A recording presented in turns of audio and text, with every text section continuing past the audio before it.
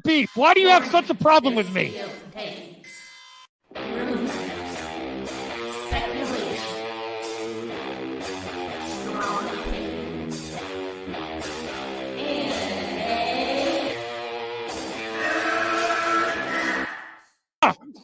Can we get the real Andy? I would prefer the real Andy. Oh, let's get the real Max. I'll take off my mask when you take off your mask, brother. Because who's your new favorite YouTuber, Ian, that wanted to be on the show with us? The Madman. The Madman. Mad Movie Man. Let's bring on Max Movies because he scares the living shit out of me. Hold on. Oh, wow. Mad Max says, I think you should apologize. Right? I'm sitting here in a goddamn torn down pool house. I don't even know the pool house is torn apart. Okay, it's torn apart because I'm remodeling on my $70 webcam. Okay, I'm no better than you. Movie Madness Entertainment. Welcome, everyone. Wow, there was 28 viewers at one point during that intro. I should have done a longer one. Thank you, wife. Thank you, everyone. Wait so long, make me sleepy. Yes, I apologize. I'm here now. There's already a super chat. Holy wow. Already making that dollar bills. Yes. Thank you for joining us. There's a lot to cover, including some stuff that you may not want to hear. I'll be right. I know there's not a lot of Mikey and Syl fans, but they were right about a lot of things. Right about a lot of things. You got to admit. Now, does that mean they just guessed it? I know people are gonna. That's when people move the goalpost. Well, you could have guessed that. So wait, you guessed that. You gotta go full screen. So is Max from MME saying Mikey and Syl were right? What the hell? Now people are using those. Potentially yes. I think they were right based on their sources for a lot of things. But some people are going to say that they could have guessed it too, but that's not what people were saying months ago. People were just saying they were flat out wrong. I don't know. Who is speaking Morse code? Well, according to reports, the Cavill thing is very recent. Well, this is where we're going to get into the new argument. When did they know? When did this happen? Yeah, and I'm not getting into all that. I'm just saying, based on what they said, lots of things have happened. Whether you like it or not, I'll tell you one thing: they're way more accurate than Grace. Way more accurate than Grace. And I don't suspect that she is going to take an L ever, or at least admit the L. And RJ's super chat here, right off the top. Thank you, RJ. Resident Justice. I request that you spend your stream watching, reacting to Grace's Randolph's insane review of Black Adam. I'm paying for it. Listen to the customer. Does she spoil the movie in that review? Well, I don't know. It's the embargo today. One thing right? I have to. No, I don't think she does. My prediction, lifted, right today. My Everybody's prediction. talking at once. Well, my prediction is that she is very salty on this review. I think she's been salty for a while. Right, because her DC coverage was absolutely horrendous. Oh wow, George! Oh my God! Awesome, George. Do you like scary movies? Yeah, not really. Oh! Who's speaking in Morse code? That's the mask. Yeah. Uh-oh. Matt Jarbo wants a link. Should I send it? Yes. I'm wearing my London planes in a mask. Let's first. I think you need to get Max versus Jarbo because you put Jarbo in your thumbnail and you want him to take he absolutely deserves the L, but he at least put himself in the thumbnail and he kind of is like, well, but do you know much hell this man put me through? Well. Do you know? He yelled at me the other day. Yeah, even RJ put me through some hell though. No, I did. I was always on your side. We're talking about. No. I don't remember that. I finished 1 hour photo. It was a good movie. Thanks, Perk wants a link to defend Jarbo. He's in the group DM, isn't he? No, he's on Twitter. No. Oh, well, someone could send it to him. I don't know how to send it to him then. I guess I could put if I. I got it. I think I know how to do it. I think. I'll do it. All right. You used to you had him on in the past. Are you able to send him in the past, Max? So we got 40 viewers. Remember to smash that like button. Isaac, it's a great thumbnail. I'm here to have fun on Movie Talk. I'm not going to attack them or anything. It's just funny that everyone is so like, I am right. I am right. You were wrong in Movie Talk. I am right. You were wrong. What is that picture?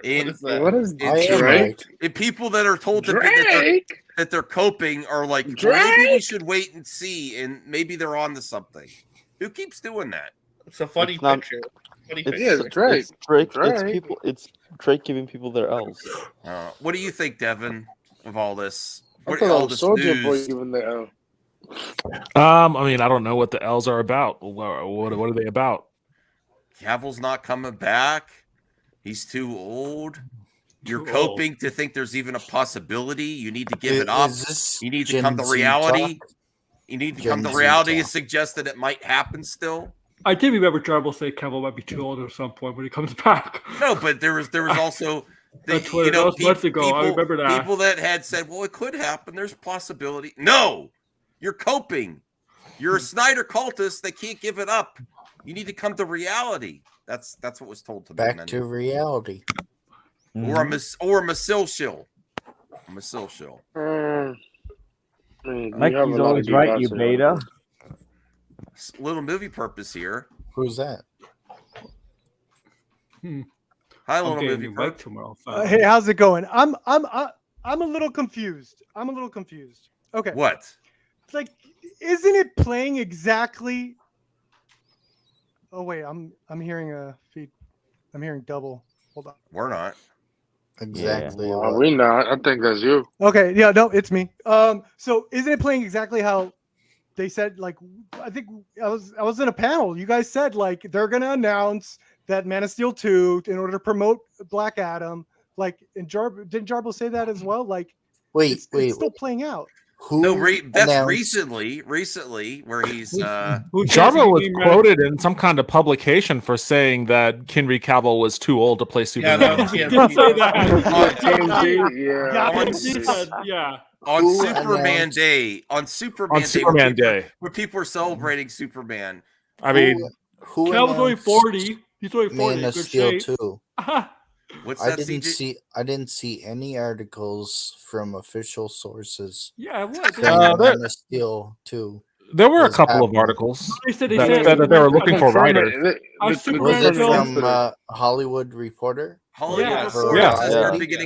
They did say Superman film. They say Superman films with Henry Cavill is in development. It doesn't say Man of Steel 2. It could be a different name. We don't know. They said that it could be Man of Steel 2. Yeah, what they said was the movie that is effectively Man of Steel 2 is now looking for a writer with Charles Roven producing. Yeah. That was and Christopher McCoy. I personally think they should change. I personally think they should call Man of Steel something. I don't think honestly, it doesn't matter what they call it. It's going to be a Henry Cavill movie. Yeah. In the same, continuity or universe. I think it's going to be called Superman because we actually haven't ever had. No, Mikey said that. Mikey said it's just called Superman. Mikey said First Superman. It was called Superman. No, it was called Superman the movie. Oh, was it? That's true. Bro, that is true. The movie they're not gonna call returns. it Superman. They're gonna call it something. They're probably gonna call it Superman. Man of Tomorrow makes sense. You know what, Superman? Or, you know what? Superman? I could totally see them calling it Superman. They could. I mean, they just released the Batman. They could call it Superman. That sounds cool. The Batman sounds cool. I know Superman what they're gonna call sound cool. What if it doesn't have a name? They just have the symbol, like Prince. I always thought Superman sounded lame to begin with, but that's not. I know what they're gonna call it, guys. Shut up. They're gonna call it Cavill. All right, I'm glad you're here, Scooby Doo crew. Caden, you've gone so hard at Syl Nation. Yeah. Are you willing to accept an L yourself? What's the L that I'm taking? That's what I want to know. What's the L? What's the L? Why are you using this? But the thing is that okay. You're saying you're giving Mikey and Syl a W. But guess what? Yes. But guess what? They said that Matt Reeves hold on, CGH. Mikey and Syl said that Matt Reeves will have his hand held and won't do many projects. Guess what? He's creating a whole effing universe. Like with three. Well, we're just talking about Henry Cavill returning. but we're talking about the whole article. They took L's. They took L's like 4 in that article. But they've taken more W's than KC No, or Grace. in that article, they took 2 W's and they took 4 L's in that article. Wait a second. You like have a checklist? Okay, I want to see this. Oh, okay, really, man. Let's bring the article up and do a line item W and L as we go down. Let's actually make this official. W and L. Yeah, we got to chart the wins and losses. I'm from last year. That's what it stands for. Last year, a friend of mine did This whole a spreadsheet that somebody created about scoopers. They got scoops right or wrong.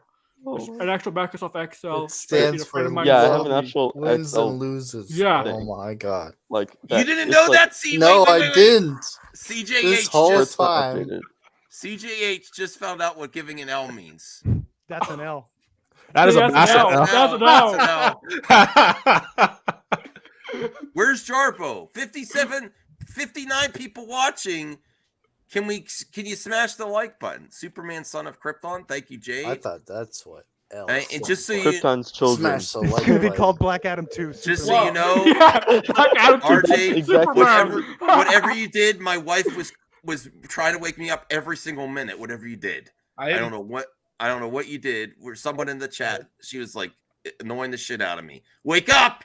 Your panel's waiting. Brian helped too, but she was like, I was like, come on, you know. Well, don't schedule your streams for 9 o'clock then.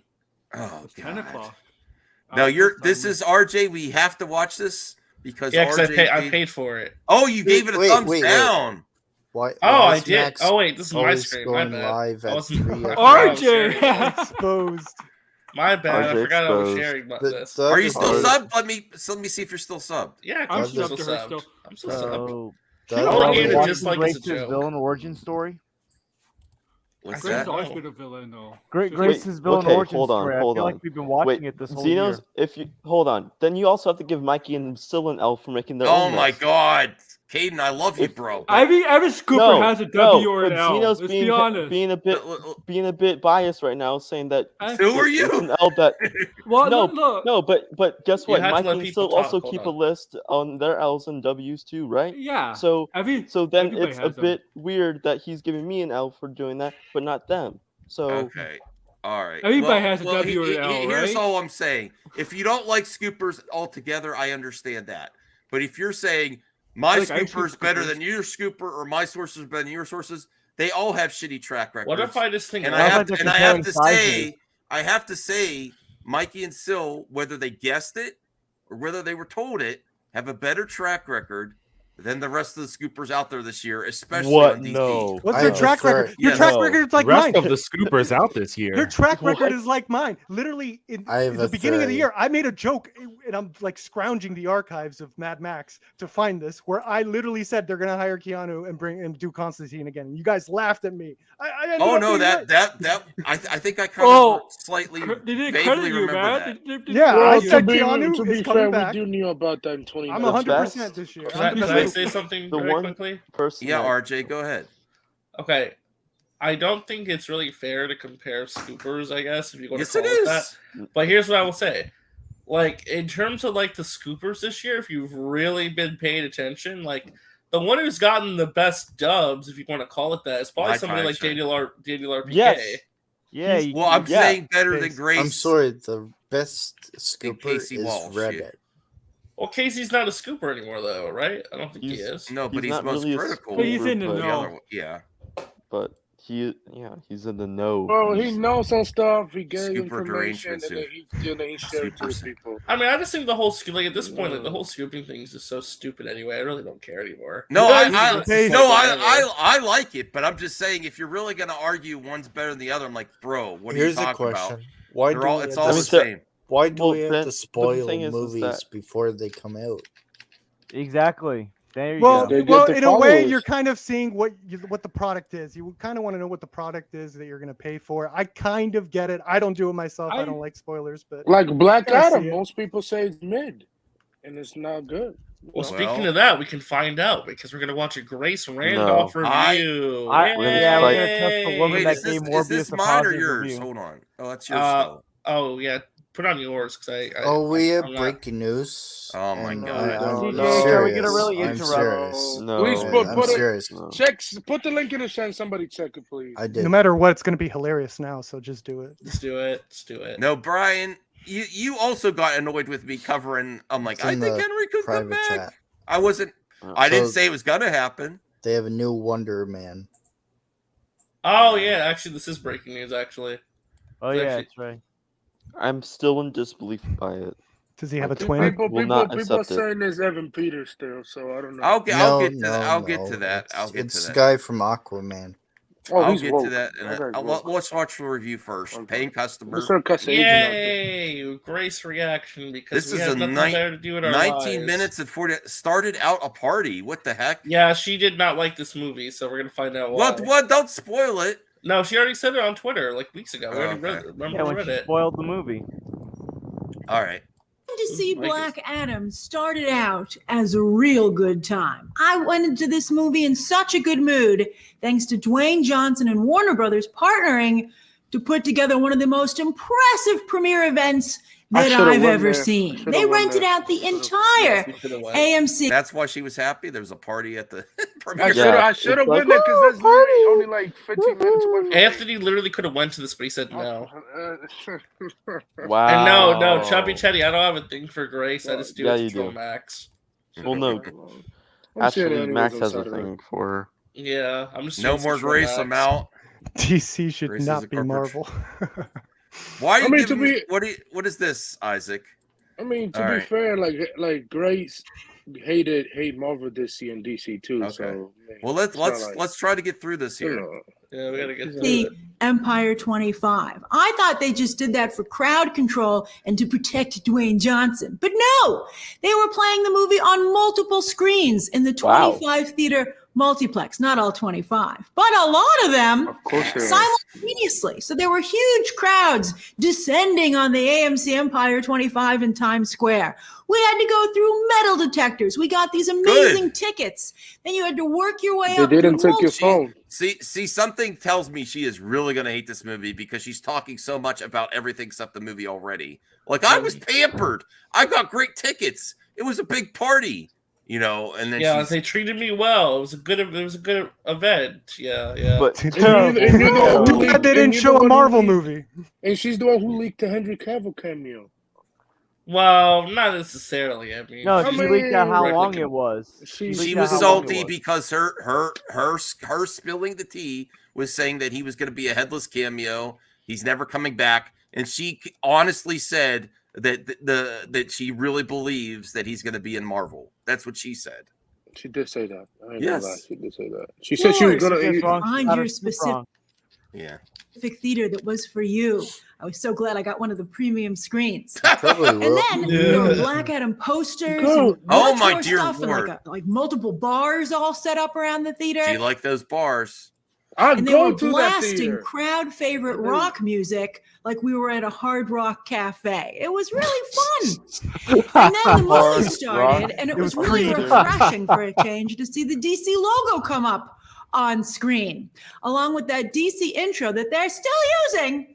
That I recently only really Which is false advertising. This intro. This Sorry, intro Devin. is I didn't mean false I didn't mean to hurt advertising. your ears. The There's intro.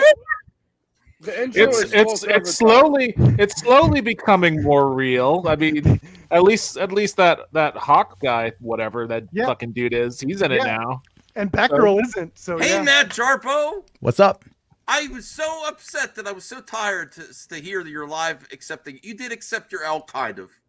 You did. Yeah, I did accept my L, and then the whole thing got blown out again. So What? I maybe was a little bit too quick to take my L on that one. Yeah, never bend the knee, dude. Don't you Ne- yeah, never. You Yeah. still What have are to you? take an What L. is spin are you trying to say now? What? No. Hiram Garcia. Hiram Garcia has said that Henry Cavill is not back. That they have not. He said that they got him in the movie, but that's it. I don't know about that. That's Okay. I mean, so you're saying they're Didn't going we to say reboot? that this was going to happen? That they were No, going to no, so greenlight Man of Steel 2 in order to promote Black Adam? It's nothing playing is out well. I didn't say they were going to greenlight it. I said that they would talk about it. They should. You said They should greenlight it. It's not greenlit yet. They've got a producer, according to the Hollywood Reporter, and they're looking for a writer and the director. But that's still what you guys have to understand here. Again, is that this movie needs to make money in order for Warner Brothers to go back. Well, yeah, look, if they bring, I'm happy. I'm happy that they're talking about it. Like, if it happens, it happens. Great, perfect. But it's like they're talking about it, which they haven't done in years. So, you know. Well, basically, the TLDR of that article was that he basically what I took from it was he had one movie left on his contract that ended up being Black Adam. So which is so fucking funny because that was what prevented him from being in Shazam. Well, but then again, though, Matt, what we're hearing, though, is that he did film something for The Flash. So maybe they're doing some kind of agreement thing for right now before he signs a new contract. I don't know. Because he is in Flash by all accounts. He is going to be in the Flash movie. So I don't know what's going on. I don't know what's going on with that either. They need to... Degrassi says that was bullshit yesterday. I mean, look, it was... look, here's the thing with that, though. As I said last night, I do feel that the information about that article was put out predominantly to distract from the Ezra Miller news. I think the article was going to come out this week, but I think they dropped it a bit early. Oh, maybe. Because we're getting counter information today in regards to Cavill from Hiram Garcia, who The Rock has been heavily touting. Can you admit this? I want to ask Matt a question. I know you're not a fan of Mikey and Syl, and you already accepted your L. Who deserves a bigger L this year for their DC scoops? Because Who Grace fucking cares, is a scoop. dude? I was gonna say Mikey and Syl or Grace. Well, I mean, like, look, man, like Grace has kind of popped back and forth. Like she's tried to defend herself, you know, with what she says. And it's like, look, if everything is true, that this whole thing came to pass in just the last couple weeks, really, then it's not, who's to say that she's actually wrong? Because if the information comes in as she gets it, but she didn't just say that he was not going to be in DC EU anymore. She said he was going to go to Marvel. Well, I mean, who's to say that wasn't on the table at some point in time? Who's to say? Look, who said he's not in Loki? Well, we can see it as like this, where like Hiram and Danny were like threatening DC and Warner was like, we're gonna take Henry Cavill to Marvel if you don't have him be in Black Adam and in Flash and all these upcoming movies. And so like, don't go to Marvel, stay here. We'll come up with a deal.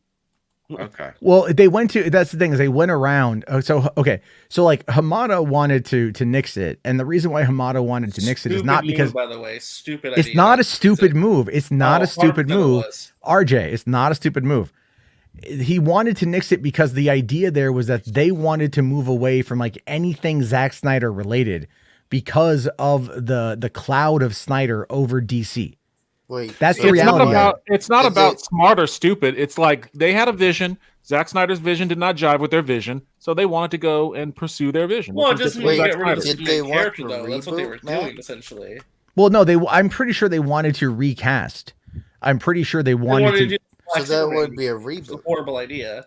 Well, I think it's a horrible idea. I think it's nothing. It's movies. It's you cast and then you make the movie you want to make, and it could be any variety of things, and it could either work out well or it could not work out well. It could work out as well as casting Robert Pattinson as Bruce Wayne in the Batman rather than bringing Ben Affleck back, or you could bring Ben Affleck back too and just have two different Batmen. It doesn't really matter. It doesn't matter. What matters is that the people that were running Warner Brothers before did not like Zack Snyder's take on their characters. And they wanted to bring in a vision that was a little bit more bright, had a little bit more levity. Maybe they were, for whatever purpose, chasing the Marvel vision.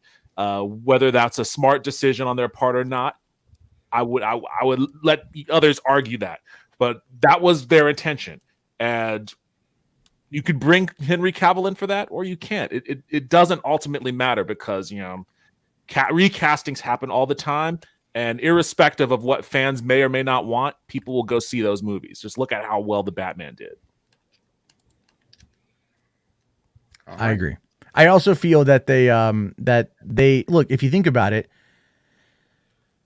there has been so much that's happened with DC since 2017, and Justice League was a failure, right? It was an absolute failure. They wanted to move away from that.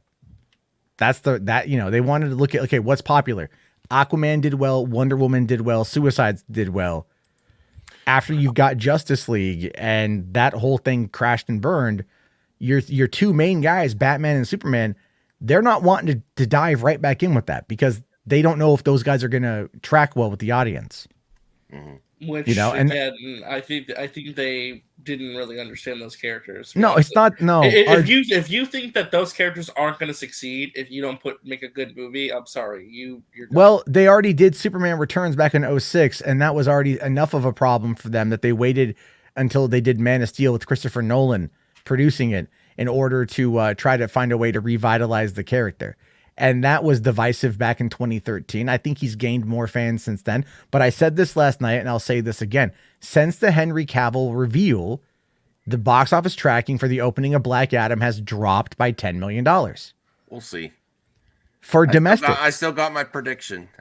I'm still going to go see it, and I'm hoping it does well. But it's like, I agree with RJ. If you want to see more Henry Cavill, go fucking see this movie. Pay the fucking $15 and go see it. Otherwise, it ain't going to happen. Mm-hmm. No, absolutely. 100%. I thought he was in Flash. Well, he's going to be in Flash, but that doesn't mean Jack. If you want to see more DC at all, you have to go see this, regardless of Superman or not. You gotta support this movie. Otherwise, it still might end up in another sale, and you only get the Flash of movies that are already done. I want a hard reboot. Oh God. We know CJ. No, here's the Connect to the Batman. Hold on. Well, CJ, if that's really what you want, then don't go see any of these movies. I'm not going to. Okay, that's fine. Okay. Well, then don't watch it. He already said he wasn't going to. Yeah, that's fine. Why you got to be harassing the man? I'm not watching it twice. Congratulations. I mean, I got my ticket. I'm going to go see it. It will be on HBO Max 45 days later. If it's worthwhile watching again, I'll watch it again. Hey, we got 96 people watching. Why don't you go ahead and smash the hell out of that like button for Scoop Wars special episode. And what's up with the rumors of Universal coming in and taking over? Well, that came from Grace, doesn't it? Didn't that? Okay. So Grace has been heavily playing that up. Yeah. It was speculated, but it was also speculated in an article. I forget which article speculated it. They talked about how I think it was a THR article. It might have been THR that they were looking at. They were like, okay, they were like, someone was like, someone reached out to us, was like, like asking like stuff that you would ask if you were to looking for someone to like to come in and buy the company or to sell something to it and then have whatever, like someone to buy it. And then they're like, and then someone else was like, oh yeah, the way that Zaslav is moving, it seems like he's trying to flip the company to sell, and a possible buyer is Comcast Universal. Ooh. Last I checked, it was 53, but it's fluctuating. Doesn't Universal already have like a deal with them for their theme parks? For Harry Potter, they have the deal. Just Harry Potter. Yeah. But so that was like where the thing is, like someone reached out asking for numbers as if like they were reaching out to people to buy WBD or to buy WBD themselves, and then someone also attributed to that and was like, yeah, it seems like Zaslav is trying to flip WBD, and Comcast Universal may be a buyer or another company may buy it, or Disney, or they'll sell off the little parts of it, like they'll sell off DC and like to different companies and stuff.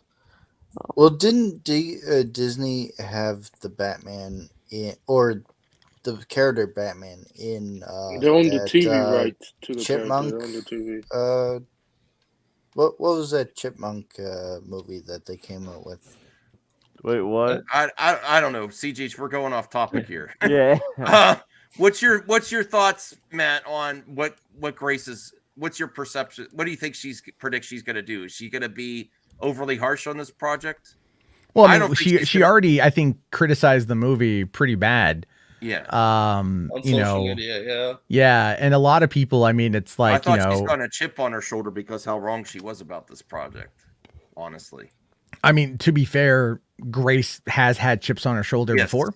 Right. So that's not something that is out of the realm of a possibility. I would argue that she's gonna ride this as long as she can, because it doesn't matter.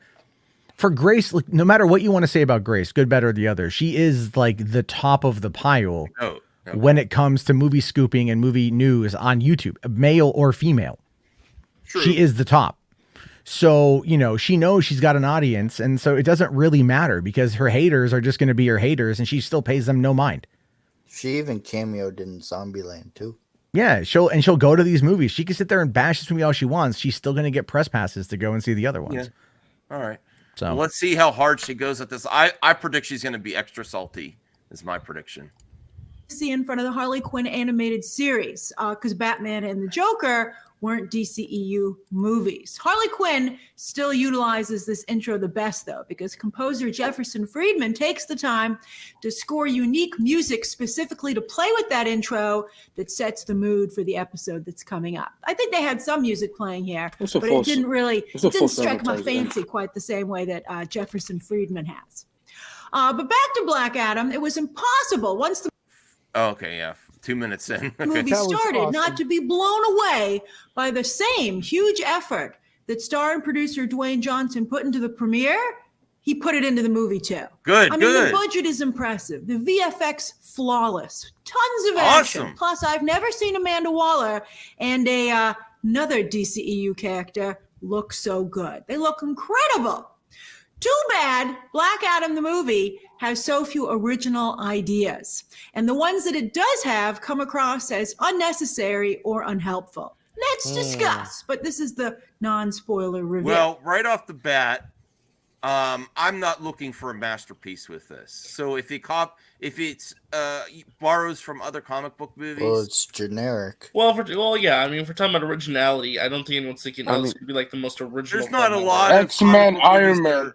There's not a lot of comic movies that are wholly original, honestly. I mean, I expected the visuals to look good because the director of this movie, his visuals on every movie he does is like excellent and like. What other movies has he done? He did the first Orphan movie. I think he also did Jungle Cruise. Yeah, Jungle Cruise. And like, well, he also did a visuals bunch with Liam Neeson. A bunch of Liam Neeson movies, Unknown, yeah, and he did but he did cinematography horror. He always did with horror. Nonstop was great. That was great. But she says the special effects look good. That's great. Well, she said the action sequences and the special effects are very good, like top notch. Yeah, that's great because that was one of the things. The first trailers that came out that people were kind of like this piss filter, which is it's still there, but a lot less. They did something to correct it. At least in my opinion. Remember that first trailer, Matt, Devin? It looked really yellow. Yeah, the piss filter was definitely there. I think They again toned it down, thankfully. Yeah, they did tone it down for that though. But again, it's like it doesn't matter how good CG is if the movie doesn't have a good enough story. It's like and DC's always had amazing action. They right? really like since Man of Steel. Not really. Like, really. I don't know, man. Look, say what you will about Birds of Prey. The action was good. Yes, and it was by the They got the jungle. Yeah, it's that Chad Stahelski did that. Yeah. Yeah. Otherwise, the movie was not the greatest, but the action was really solid. So. Isaac, you said it, not me. And what did everyone talk about in BVS? I didn't say Like that. the haters, even the haters. No, were but talking about Isaac's the right. Batman Like, but fight. the piss filters Yeah. in every Latin American country. If you go to Mexico, piss Or filter, Middle Eastern country. or Middle East piss filter, it's like Well, any Moon Knight foreign didn't use country it. piss filter. Yeah, Except because for- Moon Knight was I'm directed by just- an Egyptian dude. I'm just saying I'm looking for an above average action movie, and I think that's a win for DC. And I think they haven't even been able to accomplish that either. There was some good action in Birds of Prey, and I like Birds of Prey, but there definitely could have been more action. From what I see, the recent content, the recent clips coming out with Black Adam versus Hawkman and Cyclone and Smasher jumping out of the plane. There looks like there's a decent amount of action, and it looks pretty good, special effects. So I think a case could be made that, like, and it's kind of the way that I approach Rings of Power. Like, if you put something on the screen that's visually impressive enough, like, I can be coerced into accepting it as a stylist of this kind of movie. Popcorn Like, movie, yeah. If it looks cool, then I could accept a lame story, just so long as like the actors are in it. You know, they're committed. You could tell they're having fun. They're Listen, giving good I'm not, performances. I'm and not it throwing looks shade cool. at wrestling either, but if it's wrestling is fun, you know, action, visuals, and you know, If that's where we are for storytelling in blockbuster movies, like just fucking end it. Just end movie theaters. I'm not take saying it it's a out back, burn it all down, just be done with it. But we're also not every comic book movie has to be The Dark Knight. It's and not every comic book movie needs to be Jonah Hex. Right. You know, or like, you know, you can put effort. Look, the thing is, it doesn't matter. At the end of the day, you remember the story more than the effects. And if you I don't remember fuck all about Scott Pilgrim versus the World story. Seriously? Dude, I fucking love that all. story. I think Not at all. Like, I don't, that's just a spectacle to watch for certain. That is weird. I Because like think the Marvel- whole storyline, it's just I it's think right there. Marvel's just beating up ex-boyfriends or something. Yeah, To Marvel's write the success story- isn't on story though; it's on the characters because like Yeah, even like the but origin also, stories, to is tell like us they're a kind good of basic, story- but we like the characters. Right. No, but you have to look tell at it like a television series where the characters lead, you know, the stories push towards the finale, right? Like the end of the Infinity Saga. So at the end of it, you can look back and go, yeah, there was actually a through line But that they at the were same building time- towards. But at the same time, to tell a compelling story, and you have to have good visuals, because if your visuals are whack, then it's like that's very distracting. And it's like, oh, now I'm focused. I'm on not the saying black you have to- I'm not visuals. saying, like- You're talking to a Kevin Smith fan, dude. I mean, to be fair, that first off, fuck you. Second off, yeah, you're kind of right. He admits it. He admits You know, I'm well, not gonna. to be fair, this could be something where they could actually advance past some of the MCU content lately. This visuals. Do you really think? Come on, none of the reviews at this point are talking about the story in any good conceivable fashion. But the Black Adam visuals that I've been seeing in the recent clips have been a little bit higher quality than what I've been seeing in the Marvel. I don't know output. about that. At least the I don't know TV about shows, yeah. Some of the movies recently. I'm not saying Marvel's dead or anything. Marvel's great. Marvel's amazing. I'm just saying the visuals have been lacking a little bit. Werewolf brought it back a little bit.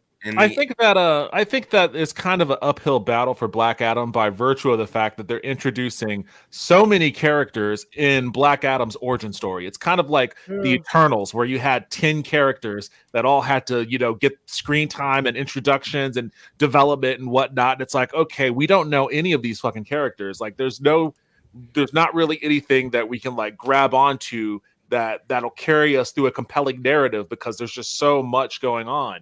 And we're not invested in any particular one piece of it. Like, I think that could be a problem going forward with Black Adam. You get to juggle so much in one. Yeah, absolutely. But like you can make up for that though with, I mean, films are a visual medium. You know, you put something entertaining on the screen visually, you could probably get away with. Yeah, even people say that Adam Master. Look. How far does that go though, Devin? Did you like the last couple of Jurassic World movies? Oh, I didn't. I watched the first Jurassic World movie and did not care for it. Okay. Like, I like the first one. The last one was I want to watch it just like it's like a so bad it's good kind of thing I've heard from it. I love the last one. I hate the second one. See, I like the first one. I enjoyed the second one. I haven't seen the third one yet, but I did just like record before jumping on. I recorded reviews for all 3 Halloween movies, and I spoke highly of Ends. The last one. Yeah, but like Ends, if you look at it through like the metaphorical lens and like the parallels it was creating with kills, you can start to see like what they were going for. It's a big swing. Some things land, some things don't. But at the end of it, I still think we got a very interesting metaphorical take on post-traumatic stress and generational trauma. Yeah, the ending. They stuck the ending. That's all. Dude, the ending, man, it was awesome. Oh Great my god, trauma.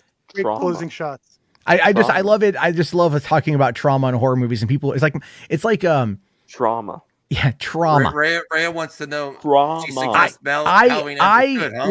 I was entertained by Halloween Ends. I'm not going to go out there and say that I necessarily liked it. Yeah, I think it's interesting. I'm with Jarbo. It's an it's like it's I don't have a desire to go back and watch it again. That is a classic Rotten Tomatoes like review there when you want to try to figure out if like a 53% versus a 47% means it's a good movie or a bad movie. That's like the perfect encapsulation right there. It's like I was entertained, but I don't know if I can. Well, but again, my level of entertainment goes back to the fact that if you look at the trilogy as a whole. And the way that I approached a trilogy was I watched them succinctly one per night. I hadn't seen them before. When I learned that Halloween was going to be a trilogy, I was like, okay, I'm going to wait. And then when the last one comes out, then I'm just going to watch them. And I had heard for the last year that Halloween Kills was terrible. Everyone like, it's the Last Jedi of Halloween movies. It's my favorite. And then I finally watched it and I'm just like, no, it wasn't. It actually had a point, whereas The Last Jedi didn't have a point. This one had a point. And it also then moves into what they did with Halloween Ends. Halloween Ends is just so vastly, you weren't expecting it. That's the key thing right there. You were not expecting what they did. I only watched the first 20 minutes so far. My wife has a guess, but I don't want to say what it is. Of what Halloween Ends? Yeah, she has a guess right off. Oh, the dude, first 20 minutes. you can't pause it. You can't. You're gonna get to the On slog. the opening scene. No, the first 20 minutes, she already has a prediction. Dude, it's not subtle. It's not subtle. The movie is not subtle at all about what it's trying to do. Not one bit. Right. But so whatever your wife's prediction is probably more accurate than not. Yeah, what's your wife's prediction? All right, potential spoiler. Hey, warning. the babysitter. She thinks he is going to become the next one. Well, don't confirm that or deny it, because I want to watch this movie and not have you spoiled. He's trying not to do anything with his face. He's trying. I'm here. I am calm. I am zen. Yeah. I am zen. Yeah. But I actually like the beginning was very not entertaining, but very fun. It was intense. It was fun. Yeah. But Plus, the second one was a chore to watch through. I'm sorry. What Kills? The one right before this. Nah, dude. Kills was awesome, man. It had it was so like if you got to think of it like where the main character is the town in Halloween Kills, and like how they've been dealing with this shit for decades, and like how it finally just reached a boiling point and they don't even care. They lose themselves. That's the whole point. It's the road to hell is paved in good intentions. RJ's really upset that I'm not paying. I'm not. No, doing it's fine. We're having a good conversation. No. I mean, I've talked Halloween a lot this last week, and it's still just like I liked it. I thought all three were good as a whole. All three were good. I still didn't see the Munsters, Ray. I have to watch that. You're not. I want to see it. You're not. Have you watched Werewolf by Night? No, I haven't. I haven't watched it yet. Yeah, I know. I haven't watched Andor. I'm like 3 episodes behind on Andor. So remember when you said that I need to watch more? It's you, brother. Dude, I watched all 3 Halloween movies, and it's like I've been trying. Yeah, they're both not feeling well today. Halloween fan. I guess. You know what? Every Halloween, I do one horror movie episode and release like a movie review on the channel. Always did it ever since I had my channel, and I didn't know what I was going to do this year. Maybe I'll do the new Halloween trilogy. I thought I was going to do that new Hellraiser movie because I did watch that. I want to see. Is that one any good? Because I want to see it still. I heard. I watch it. I'm curious what other people think. When I was listening in my car. I heard a trailer of that Santa movie with the Stranger Things guy. Violent Night. Yeah, and I really want to see that. Well, I'm going to theaters to see that. That looks amazing. I'm not gonna watch any more trailers for Violent Night because I feel like they've already shown us far too much in that first one. Yeah. So, but it's like I like David Harbour. I stand by the 2019 Hellboy movie. So, get a third one. You got a Hulu login. What's that mean? But see, here's the thing, Devin. Let me ask you this real quick. Okay, so I have no connection to Hellraiser, like none. Oh, okay. The most I've ever seen, except that you are one on the internet. You are Hellraiser. Yes. That I don't have pins in my face, but I'm really prickly in general. But no, because all I've seen is like the ending of 1 or 2. I don't know which one I saw the ending to. I saw the last like 5 minutes of it, And so as a non fan, like does it still good, do you think, or the new one? Friendly? Yeah, the new one. Yeah. Is it beginner? Yeah, there we go. It's a beginner friendly. It is beginner friendly. It'll explain the universe to you kind of the same way that the very first Hellraiser did. Okay. And you don't need any knowledge. You don't need any previous knowledge to get into the movie. That's pretty much all I can say about that. Like I think you should watch it. I think you might have a different take on it than I did, because like I went into it having already seen like the first two. I think I saw the first two original Hellraiser. I did. There's like 9 of them, so I think I watched the first 2, and I loved the second one. The second Hellraiser is actually like a really good movie. First one, didn't like it. See, that's the thing is like that's usually I hear that's the alternate is like the first is really well regarded, the second is shit, from what I hear. But then again, I'll say this honestly, this is true. Confession time. I like Highlander: The Quickening.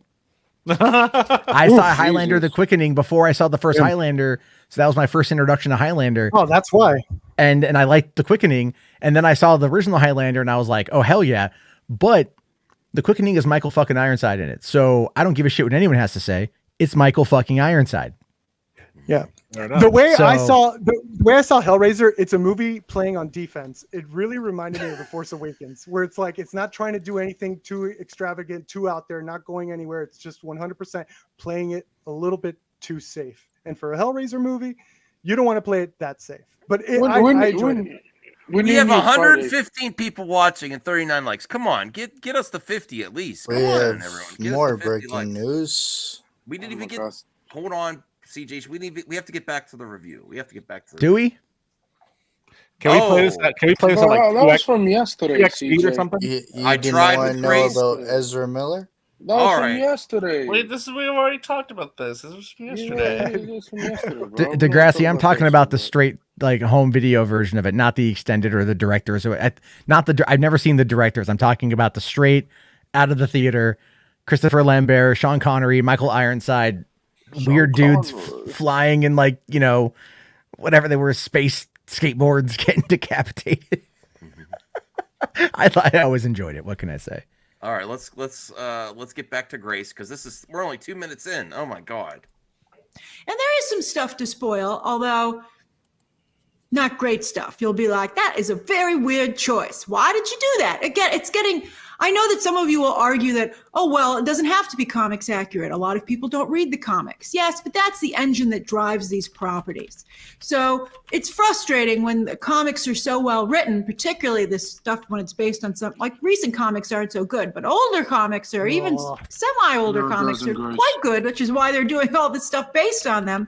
And so to make changes is frustrating, particularly when they're not good changes.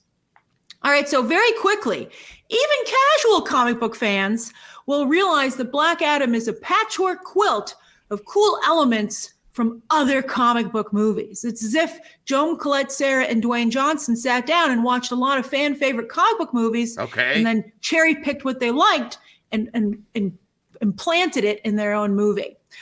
Black Panther, Captain America, X-Men, multiple points with all 3 of these. Iron Man. And also someone I know who also saw the movie pointed out that Dwayne Johnson's Black Adam is very similar in many moments to Dave Bautista's Drax. And I think that's true. Once this was pointed out to me, I was like, oh yeah, wow. Why Gamora? Also, the cool oldies song choices for the movie are very similar to the unique song choices that have long been part of Zack Snyder's signature style. So they got that going for them, but it's just weird, Yes. A lot of the critics have been saying that this does feel like a Zack Snyder movie. Oh, that was my first comment when they dropped those. Not the first trailers, but when they dropped the first trailers that actually look decent. My core takeaway was this looks exactly like a Zack Snyder movie. And that's who he's trying to emulate. I mean, let's be fair. Yeah, he will never be Zack Snyder. Every time someone talked about action, they were he's trying to be edgy and but like whenever someone described the action before the movie came out, it was like, oh, Man of Steel and Dragon Ball Z. Like that was like and I was like, okay. So basically, and 300. So you mean the last act of Man of Steel? Basically. Mm-hmm. Okay. And people say what was Zod's power level? Yeah. Sarah doesn't really have a directorial style of his own, which is fine. But it's weird. Like what he decided for this was just John Collette Sarah is I think a qualified director certainly. But it's weird that someone with so much experience would just so blatantly rip off so many other directors. Something else that Black Adam, just a rip off. Wow. I guarantee you though that was not his choice. Yeah, I guarantee you that was not his choice. It's kind of like the guy who did Morbius also did Life, and like he's not a bad director. He also did Safe House, which was an excellent movie. So, but you look at Morbius and he's like, basically like the studio came on in and did their own thing. I can guarantee you, looking at the fact that the director of this movie has not been in practically any of the interviews, it's all been The Rock. The Rock and Danny Garcia, they probably oversaw the edit, most likely. They probably locked him out of the room, director for hire sort of thing, and then they handled it that way. Oh, like Kevin Feige does? Yeah. Damn. All this doesn't necessarily result in bad box office or bad results, though. It seems like they're giving a lot of things that people want. Now, it could go jump the shark, like Rise of Skywalker, do too much with doesn't make any sense at all. But it seems like they're doing a lot of homages to other stuff. They need a crowd pleaser right now, I think. Am I the only one that likes Rise of Skywalker? Yes, you're the only one. Yes, you're the only one. That likes it? I mean, it's better than The Last Jedi. So, not even, no. 100% better than The Last Jedi. Wrong. No way. No, it's more competent. It's more competent. Oh God, I can't even begin to get into this with you right now. Maybe later. Oh, it knows what it wants to be. CJH is right. It doesn't. I don't think it does. Wait, what did you say? It knows what it wants to be? It doesn't. No, say no. No. I'm glad people like it. That's all I can say. They're both pieces of crap. How about that? I mean, I would much rather. If you were to put a gun to my head and be like, "What do you want to watch, Last Jedi or Rise of Skywalker?" It would be Rise of Skywalker. I every can't single watch time. Rise of Skywalker all the way That's through. the Jedi. You gotta watch it back to back with The Force Awakens. You can skip The Last Jedi. I've tried. It's a fever dream. That in Dark Knight Rises, I cannot watch all the way through. I hate them that much. Well, the Dark Knight The Dark Knight Rises is all pretty right, bad. This is a huge detour that could go on for hours if we let ourselves. Yes, that is true. Copies from other comic book movies and big franchises overall, particularly later entries, is a bloated CGI-heavy third act that seems tacked on to the film. Like a lot of I would say about movies? 2/3 through the movie, I was like, okay, time for this movie to end. It's funny because I had a friend who felt the same way about the Batman. After Riddler gets captured, my friend turned to me and said, it's time for the movie to end. And I was like, yeah, too bad, you got half an hour left to go. No, I didn't quite feel that way about the Batman. I think it went on a little bit longer, but I really liked what came, and it kept me engaged. But when I watched this movie, I was like, oh yeah, now I totally get what my friend was saying. Because this movie just kept going. A new villain emerges. It's not that long of a movie. It's not that 2 hours and 5 minutes. Yeah, it's like Doctor Strange. That's also why I put my 100 million opening weekend prediction out there. I mean, if you were bored by the movie, then 2 hours could feel like 4. Yeah, that's true. I mean, that happens sometimes. Yes. Of course, to bring everyone together, par for the course, happens all the time. And one of the things that bothered me about this movie is that here they didn't even bother to make the CGI construct that they had look anything like the actor who's supposed to have been transformed. I was like, you're not even pretending that's the same guy. As for changes, well, a big point of discussion surrounding this movie with DC. Who's in here? Someone popped in. Oh, CGH. Okay. Fans is whether this is truly a Black Adam movie or simply a superhero variation of a Dwayne Johnson movie. And that sounds like Matt Jarbo. Is Dwayne is playing The Rock again? Actually, funny thing about that real quick, I'm going to bring this up on my stream too, but I looked it up and The Rock, the movies where he is the lead actor all have negative Rotten Tomato scores. But where he's part of a franchise, they tend to all be pretty good. But it's the ones where he leads the charge is that it gets shit on. Okay. Yeah, I mean, I'm not surprised about it. I mean, he does play The Rock in every other movie, though. To be fair. Yeah, I feel out of Rock's movies, this is going to be more like Jungle Cruise, Jumanji, a level of box office. You can't count Jumanji than the other Rock movies. You can't count Jumanji. Thank you, Rhea. She is Wait, really. why can't you count Jumanji? Because he had all the support in Kevin Hart, the girl from Guardians. I'm thinking Jungle Cruise. I was thinking Jungle Cruise. Okay. Consider all the changes that Dwayne Johnson and his team have made to Black Adam to turn him into a character that Dwayne Johnson wants to play. Well, yet again, like with Margot Robbie's Harley Quinn, Warner Brothers lets talent do what they want to do with a fan favorite character rather than protecting that character. Here we go. Here we go. Hold on. Here we go again with Grace and her bashing of Margot Robbie because she has something against that movie. Here we go again. What is it? Is Right.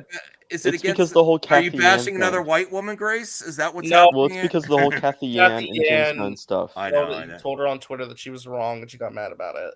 That's another thing. I like. There's a trend with Grace and her Well, scoops. If she gets something wrong about a movie or a show, she hates that thing. Well, here's the criticism: is that WB doesn't give a lot of input on the direction of the characters. They don't really know. I still don't think they have a solid plan. There's connecting things, yeah, but they're not like Feige. Feige knows exactly what he wants those results. They just hire people, just like Kathy Kennedy, and she hires people and lets them do their story. Whereas Feige is more, this is what I want. He hires people for the project. Matt Jarbo said I was right on that before. That certain executives or certain people in charge hire people and let them tell their story. Whereas Feige is different. He searches out talent for the story he wants to tell. And I mean, he'll bring in, like, they'll take pitches from people that have an idea for something, but again, they treat it like it's a television show where they're guest directors on a television show. They have their beginning and their ending, and that's going to be what ties in and sets up. Everything else in the meantime is just, what that person wants for that episode. But that's the best way to look at the MCU, is that it's producer driven. The DCEU doesn't even have a fucking producer. They've just got some filmmakers that they bring in and go, well, we're hopeful. Please work this time. I think that's what makes that's what makes Black Adam important, is that it introduces a whole nother slew of characters that after this movie, whether it succeeds or tanks or whatever, they'll be able to say, okay, this is our expanded roster of characters with which you can build new movies or TV shows, or whatever they want to do with it, off of, knowing now that they wanted to continue making it a connected universe with, the stuff that existed prior. So, this could just be like a marketing tool as much towards a new producer as it is towards any fan. Okay, let's see what else she has to say here. True. That's the downside of letting talent produce and having individual people come in instead of having someone overlooking the franchise as a whole. That's not necessarily the talent's fault. That's still the people in charge's fault if they aren't really being hands-on with the projects and they just hire people, though. Like, what are they going to do? It's good that The Rock and the producers, they had a vision and a way to market this. It was a stronger marketing, even though Matt doesn't think it's going to succeed because the cameo is already out there with Cavill. I think it hurt it. I think but there were numbers out that hurt show it. But haven't you seen RJ, haven't you seen anyone else in the panel? Haven't you seen a significant difference in the marketing of this project than other DC films? They're really promoting the hell out of this. I mean, there's more trailers. Well, here's the thing, which is weird about this movie. This is just my analysis of it the last couple months. I think when the marketing campaign first started, it was very rocky and inconsistent. It's only within like the last month or so, I would say the marketing campaign's really gone full steam ahead and actually been pretty solid. And Rock is showing up everywhere to promote. He has promoted it. So I'm not sure why this energy wasn't like around months ago. Like, I don't know why, like only at the last minute the marketing campaigns really come together. But because it's the immediate lead up to the release. They don't want it. They don't want to build up a bunch of hype and then watch it burn away. And they can't sustain it with, for infinite cost. So this is like that window where they could dump a bunch of money in, get a bunch of hype right before the movie drops. This is, this is an effective marketing campaign in my eyes. You keep your product out there, but you really go hardcore right a week or two before. And they're everywhere promoting this. I've seen so many interviews. Where's the villain? They're basically Tommy Tallarico. Well, apparently they didn't show the villain in the marketing campaign because it's a spoiler. Okay. How is it spoil? Oh my god! I don't know. I haven't seen the movie. I can't. Because he's there for 10 minutes. Because he's there for. Spoilers. Come on. Right. Because this is very myopic. It's just totally in the service of Dwayne Johnson rather than in the service of the DC franchise. Now, a lot of changes on that note are made to the Black Adam mythology. And in fact, the movie spends a ton of time on this. They're like, look at what we did to Black Adam. And you're like, why? It's not compelling, it's pointless, and it's not what anybody asked for. And there are even changes to Black Adam himself for his beliefs and priorities. We can't discuss this here. We'll talk about it in the spoiler review. But Black Adam makes a decision towards the end of the movie that is just totally out of character. I'm like, all right, I want to bring this up because Devin put something very interesting in the chat. I checked it out just to see. This is this is something to look at. Look at that. That blue is Black Adam trending. The yellow or orange or whatever is it's Google Trends. The yellow, orange, whatever the color that is, that's Superman, which has remained relatively consistent. As you see, Black Adam is like almost non-existent throughout that entire time until they really start ramping up the marketing for it, where interest in Black Adam, at least in terms of Google searches, which is relatively unscientific, but it's still Wakanda's still there. Wakanda's dipping. It bumped up when they first dropped their trailer, but then it kind of tapered off. And they started putting out trailers on TV and whatnot, which is where you see it go up at.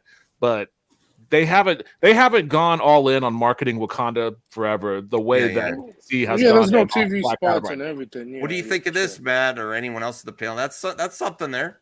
That's showing something. That is, yeah, that is. That is something. But people have been posting their theaters, and they've been posting what their theaters, their pre-ticket sales are looking like, and it's like they're not there, And I know someone said yesterday that the Rock movies that The Rock, no one pre-orders fucking tickets for The Rock. They show up and go see it. Which is such a stupid thing to fucking say, because that's not our theater culture is not like that. Everything now is a reserved seat for the most part. Well, I think it depends on where you live.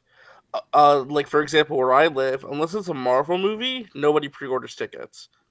I mean, some people still do if you really want like reserve seats, like IMAX maybe.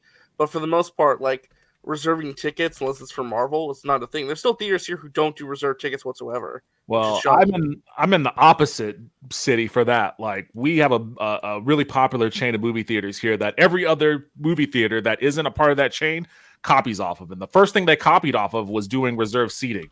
So I'm looking at Black Adam tickets on the app that I used to buy my tickets, and it shows, what seats are booked and what aren't. And I think I last checked yesterday, as of yesterday, at least, there are still a bunch of empty seats. So I think that it's kind of a weird situation where the interest is there, but it's non-committal. Like, I think a lot of people are waiting and seeing, and they want to hear the word of mouth on it. Like, they want to hear from someone they know. Yeah, absolutely. I think people are still hesitant. I think this is a lot of people just aren't for sure with this one yet. I mean, yeah, good. I mean, for Marvel, the people go see it regardless. But with DC, they just wait. We're 6 minutes in. Here we go. Black Adam would never do that. Dwayne Johnson would, though, so that's why he does it. And then something else which is pretty shocking is the continued blatant disrespect for Shazam. 2 movies, by the way, 2 now, that Dwayne Johnson and his team also produce. So they're dissing their own stuff. Dwayne Johnson has made no secret that he has no interest in fighting Shazam. He feels that Superman is a battle that is worthy of him. And this movie, therefore, totally ignores Shazam, which is super awkward, talk about super, because the mythology overlaps. So they're talking about Shazam. Now that I actually kind of agree with her there. I would love to see Black Adam versus Superman. No, I mean, this is a valid complaint. Yeah, does that annoy you that they're not really? Now he said it's going to happen in an interview. But does that kind of annoy?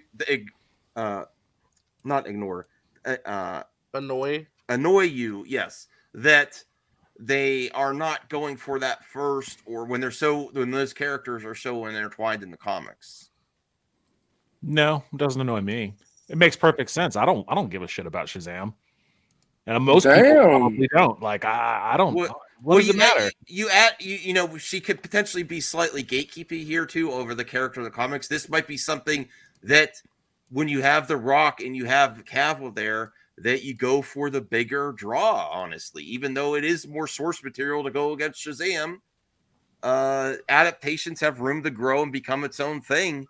that making Black Adam even more I mean, significant. again, I understand the complaints though. This would be like if Joker didn't fight Batman, Joker fought Superman. Like, what does this have to do? You know, I get it though. I get it. Like, I think I always liked those kind of weirdo crossovers where it's like one person's villain goes up against that happened all the time in the Marvel comics that I wish they would bring into the movie. This is an excellent comment. The new suit. Just aesthetically. The Rock versus Cavill in their suits where it's skin tight, where you have what's his name from Chuck wearing padding. Well, yeah, it's an issue. It is going to look. It is an issue. It's not believable that Zachary Levi. They should have thought of that before they cast the Zachary new suit Levi. Looks amazing though. But look, even in this image here, if you see Shazam versus, it does look a little silly, you know. No, even though I like the movie, you don't see particular. You know, it's like if Superman and Lois, what's his name? That Superman went up against Black Tyler Hoechlin. Tyler Hoechlin. He looks like it kind of silly, even though I like him. He fucked up the Rock. To be fair though, Zachary Levi has actually really worked on it for Shazam 2. Has he bulked up a bit? He has bulked up. Yeah, the suit is not the same. The fact that they don't reference Shazam when The Rock produced it is really ridiculous. It's so dumb. It's so dumb because it's like their bank. This is the thing. I talked about this beforehand. Is like their marketing is now exclusively Superman, and that is what they want. And they feel that if they don't have that, it's not exclusively. I mean, their marketing honestly is more Justice Society than it is anything else. Every time I see a trailer, I see way more of those other dudes than I do. You know. Well, you also see the same scenes over and over and over again, and the same 5 lines of dialogue over and over and over again. Sure, and I don't have a problem with that. Don't spoil the movie in a trailer for me. I'm okay with that. But like, I get the sense that, and remember, these guys aren't making decisions in a vacuum. They have the numbers. They know, you know, where the interest lies in the general movie going audience. I get the sense that they made a calculation that people, even though, you know, his costume is pretty similar to Shazam's costume, they don't really know. First of all, a lot of people just don't know who the fuck Black Adam even is. They don't really know the connection between Black Adam and Shazam to the point where they want to see that matchup. And both characters aren't established the way that like Batman and Superman were before BVS. You know, and I'm not talking about in the establishment in the Zack Snyder universe. I just mean that, like, in the sense that everybody knows who Batman is, everybody knows who Superman is, whether you watch the Snyder movies or the Nolan movies or the Tim Burton movies or whatever. And so when you put those characters together, yeah, it creates more of a moment. I don't think that Shazam is there yet, and Black Adam certainly isn't there yet. But people know who Superman is. I think that's a problem with the DC. They have no foundation. Well, yeah, I mean that's what this movie is all about. That's what I was alluding to earlier. Like, it doesn't necessarily matter if this movie is a financial success or not, because all they're doing is trying to juice up their universe with more characters that they could then expand upon in other movies and other TV shows and other projects. Like that's what this is the, you know, cornerstone or a changing point or pivot point or whatever in the DCEU. That's what it's all about. It's all about actually getting to that step. You know, they don't want to copy Marvel, but they do want to, you know, they want their success. And Marvel's success is predicated on being able to rely on a massive back catalog of characters and stories. And they have to get out of their own way in that regard. And like the first step in doing that is to make sure that you could juice up this movie with as many new characters as possible, and then just go, you know, fishing for producers. When the MCUs first started, they focused on the primary characters of the Avengers before they did like Guardians and stuff like that.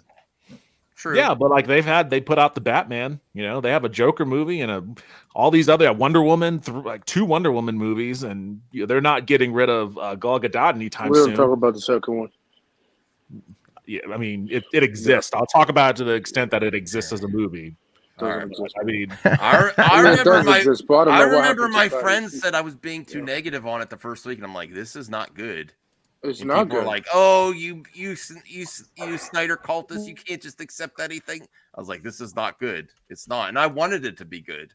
What are we talking about? So Wonder Woman 84. figure drawing. I'm not saying that The Rock doesn't care if the movie succeeds or not. Like, obviously, he's gonna be pretty bummed out if the movie flops. But what I'm saying is, if the movie flops, that's not going to change what Warner Brothers Discovery wants to do with the DCEU. It's not going to change their plans. Are you sure? Almost 100% positive. Okay. All right. Well, let's play this here.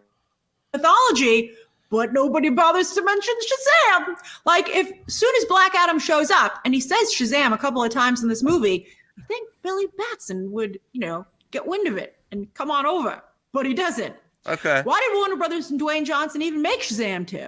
Dwayne Johnson would have been better off New Line creating. Cinema. He shouldn't even gotten it. I'm still convinced that Jeff Johns, as we know, convinced him to go down this path. And so the shadow of Jeff Johns still looms over DC, unfortunately, with now chatter about him potentially inexplicably being brought back. It's like, that's a big shadow that hangs over the Black Adam movie is, I thought we were moving on. What? It's like, when you find yourself slipping back into a bad relationship and you're like, wait, I think. Whoa. Oh my god. Oh wow. I don't know. That comparison. I don't know. We were moving on. No, that's based on her reporting. She said, give us a chance. This is the new DC. Yes. But I don't know. Matt, you might even like that thing. And we're going back into a bad relationship. What do you think? I mean, well, so she's referencing the Snyderverse. Like, oh my god, why are we going back to the well, well, she said that about Jeff Johns too, though.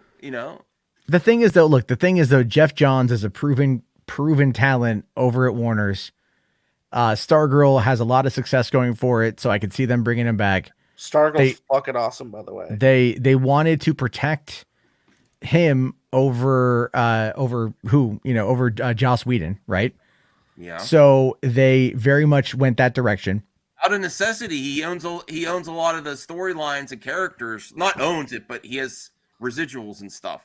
Yeah, so they're gonna have to pay him if they use it, So there's that, and the idea here essentially is that they're going to keep him around. Like, he's a proven moneymaker and a proven talent, and I think they're trying to cherry pick what they can out of Snyder without bringing Zack back himself. I don't think Zack is coming back. I just don't see it. I think it's highly unlikely. I'm not saying impossible, but highly unlikely. I think other things. Go ahead. I kind of get the sense that, like, if The Rock could have his way, he probably would have brought Zack Snyder back. Yeah. Which is why Black Adam looks the way that it does. He probably would say direct me instead of Cavill, right? Yeah, I mean, it's like, okay, I can't get Zack Snyder back, so I'm gonna get a director that can just mimic his style to the best of his ability. That's probably the best anybody that's looking for Snyder, it's probably the best you're gonna get. Okay. Snyder light. This might be a mistake. We worked really hard to get clear of this. Why are we letting ourselves be pulled back in to both the on-screen and behind? Because you never came up with something better and moved forward. That's why it's consistently happening. They had their opportunities to move a different direction. They didn't. So that's why it keeps coming back. Behind the scenes problems. Dwayne Johnson is a good superhero and should have just created a new villain or anti-hero for Superman to fight rather than repurposing Black Adam to fit his needs. Also, as we'll also discuss in the spoiler review, what they do with Intergang here, another Superman element, is totally off and makes no sense. Intergang really in name only. They could have named this group anything and it would have been fine. They didn't need to use the Intergang name. I think that's a fair criticism. Well, the Intergang, whatever, I can't pronounce it. Intergang, they have connection to Darkseid and stuff like that too. So, maybe. I think that's a fair criticism, though. The Intergang, it could have been anything. Yeah. DC in particular is guilty of this, wasting really great comic book properties and stuff and characters to only do them in name only so that you can't do them going forward. Oh, we'll talk about Hawkman. We're going to do Hawkman poorly over there. What? What? No. Hawkman looked legit I wasn't sure about Hawkman, but the stuff I've seen so far was really strong. Well, if you remember, Grace was also saying way back that Aldous Hodge should be embarrassed that he's trying to be the next Chadwick Boseman. What? Yeah, she said it a while back. Rhea is raging. No, like legit, like Grace said that Aldous Hodge is trying to emulate Black Panther by trying to be like a knockoff Falcon or whatever. So like I don't know. Is that wait what? Is that because she he's said is that just that. because he's black? Yes, you said it. I was thinking it. I didn't say. Thank you, Devin, for actually saying what I was thinking. Yeah, like what the hell? Just because of two black characters? Exactly. Okay. Like I haven't seen anything that was even is different. It's a different style character. Hawkman, from what I've seen, I mean, I have to see the movie still, but he's more aggressive in the trailer towards Black Adam than T'Challa in Black Panther. Is kind of like he's more calm and subdued, but no, that does sound. Well, I mean, he was very aggressive in Civil War, that's for sure. Hey, EVS, no, we didn't see it yet. We're reacting to Grace. I am seeing it Thursday. Sorry, I couldn't make a trip to see it with you in person at your theater. Maybe next time. Next time we're gonna see a movie eventually together. I have a question for Matt. Does the public still think the DC is a joke compared to like Marvel? I mean, I don't think so. You're not too sure about that. Like, there's definitely a different, like they view DC as like the redheaded stepchild. I think that's a fair assessment. At this particular, but now, well, I mean, that's one step away from being a joke. As I keep pointing out, like the Marvel has absolutely groomed the audience into what they want. What the Padres got smashed, that doesn't surprise me. It's the fucking Padres. Anyway, sorry. I'm from San Diego, so that's the team everyone has to kind of root for. Well, maybe we'll get the inside scoop. Well, I don't know if any of everyone here wants EVS on. We'll get back to it. No offense, EVS, but okay. I was going to send you a link, but maybe not. All right. All right, there is, though, some very interesting commentary about the Middle East. They ain't lying. Bring them on. About how the Middle East is largely ignored by the rest of the world and must defend for itself and almost never sided with or their grievances heard. And I think that is a fair criticism. And so at first I found this argument very refreshing and compelling in a film out of Hollywood. But Dwayne Johnson isn't Middle Eastern, so there's not really a lot of, really feel like you're getting that Middle Eastern representation. And then considering the very unfortunate and unfair reputation that the Middle East is given by Western media and entertainment, it's not a great look that in this movie, you have Middle Eastern characters saying, finally, we have a superhero who will protect us. And by the way, we want them to kill. We want our superhero to kill. And you're like, wow, the Middle East is working so hard, and so is Islam, to highlight that they do care very much about love and peace, and they don't want to continually be portrayed this way by Western media and entertainment. So this movie doubles down on that. I mean, that is like really unfortunate. Complete with, once again, Hollywood's yellow filter. The Middle East is a very colorful and lush place. The Middle Eastern representation, though, despite its flaws, at times, though, is still very thrilling and often the best parts of the film. Far more interesting than the JSA What's stuff. that, RJ?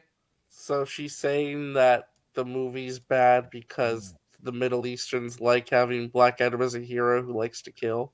No, she's saying that the representation of the Middle Eastern characters within the movie wanting to be represented by a superhero that is willing to kill portrays that sector of the world as being reflective of, I guess, the violent and bloodthirsty sort of caricatures that Western media often propagates whenever they're pushing out, anti-Islamic, media propaganda.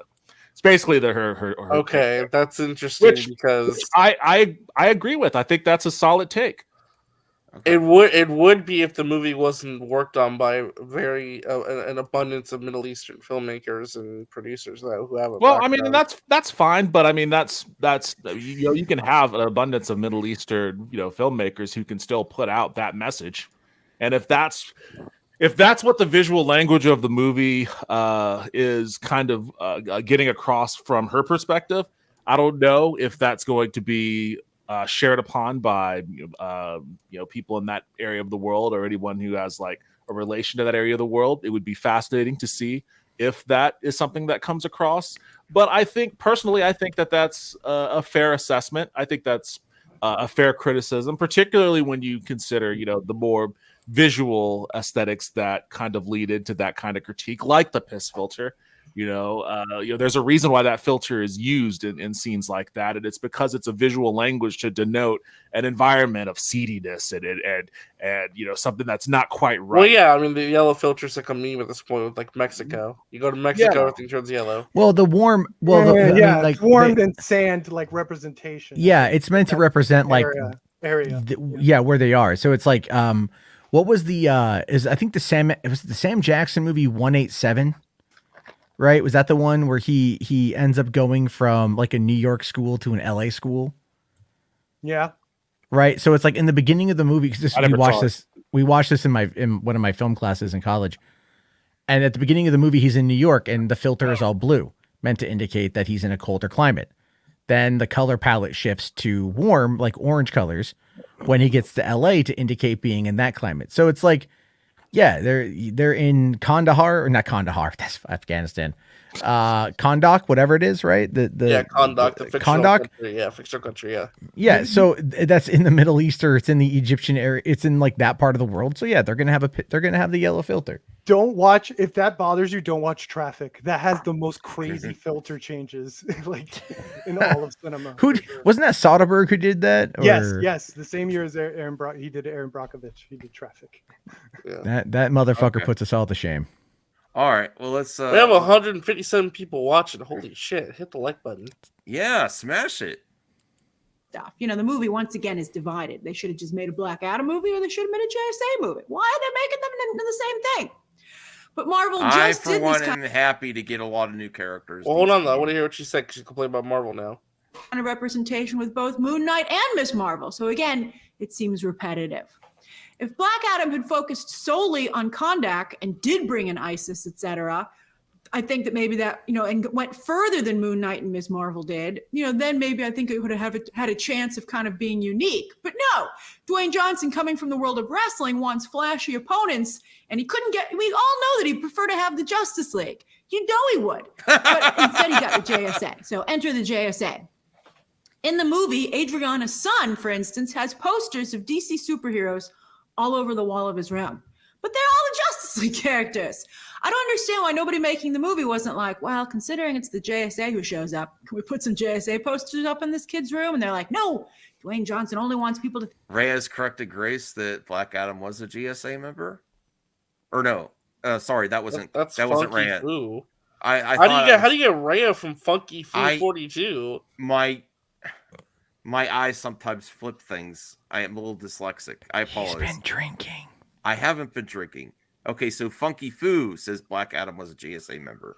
Okay, sorry. I apologize. All right, let's get back to it here. Think about the Justice League. And you're like, okay. So the JSA decides to show up and take care of this, ordered by Waller, who sends them instead of her usual Suicide Squad. Now, apparently the Suicide Squad got disbanded in the Peacemaker show, but that seems silly to me because Suicide Squad is such a good idea and so beloved by the public that no bad movie can kill the franchise. People are still interested in it. Wait, pause. Pause. That's a huge reveal. Grace did not watch Peacemaker, and she does not care about what did she say?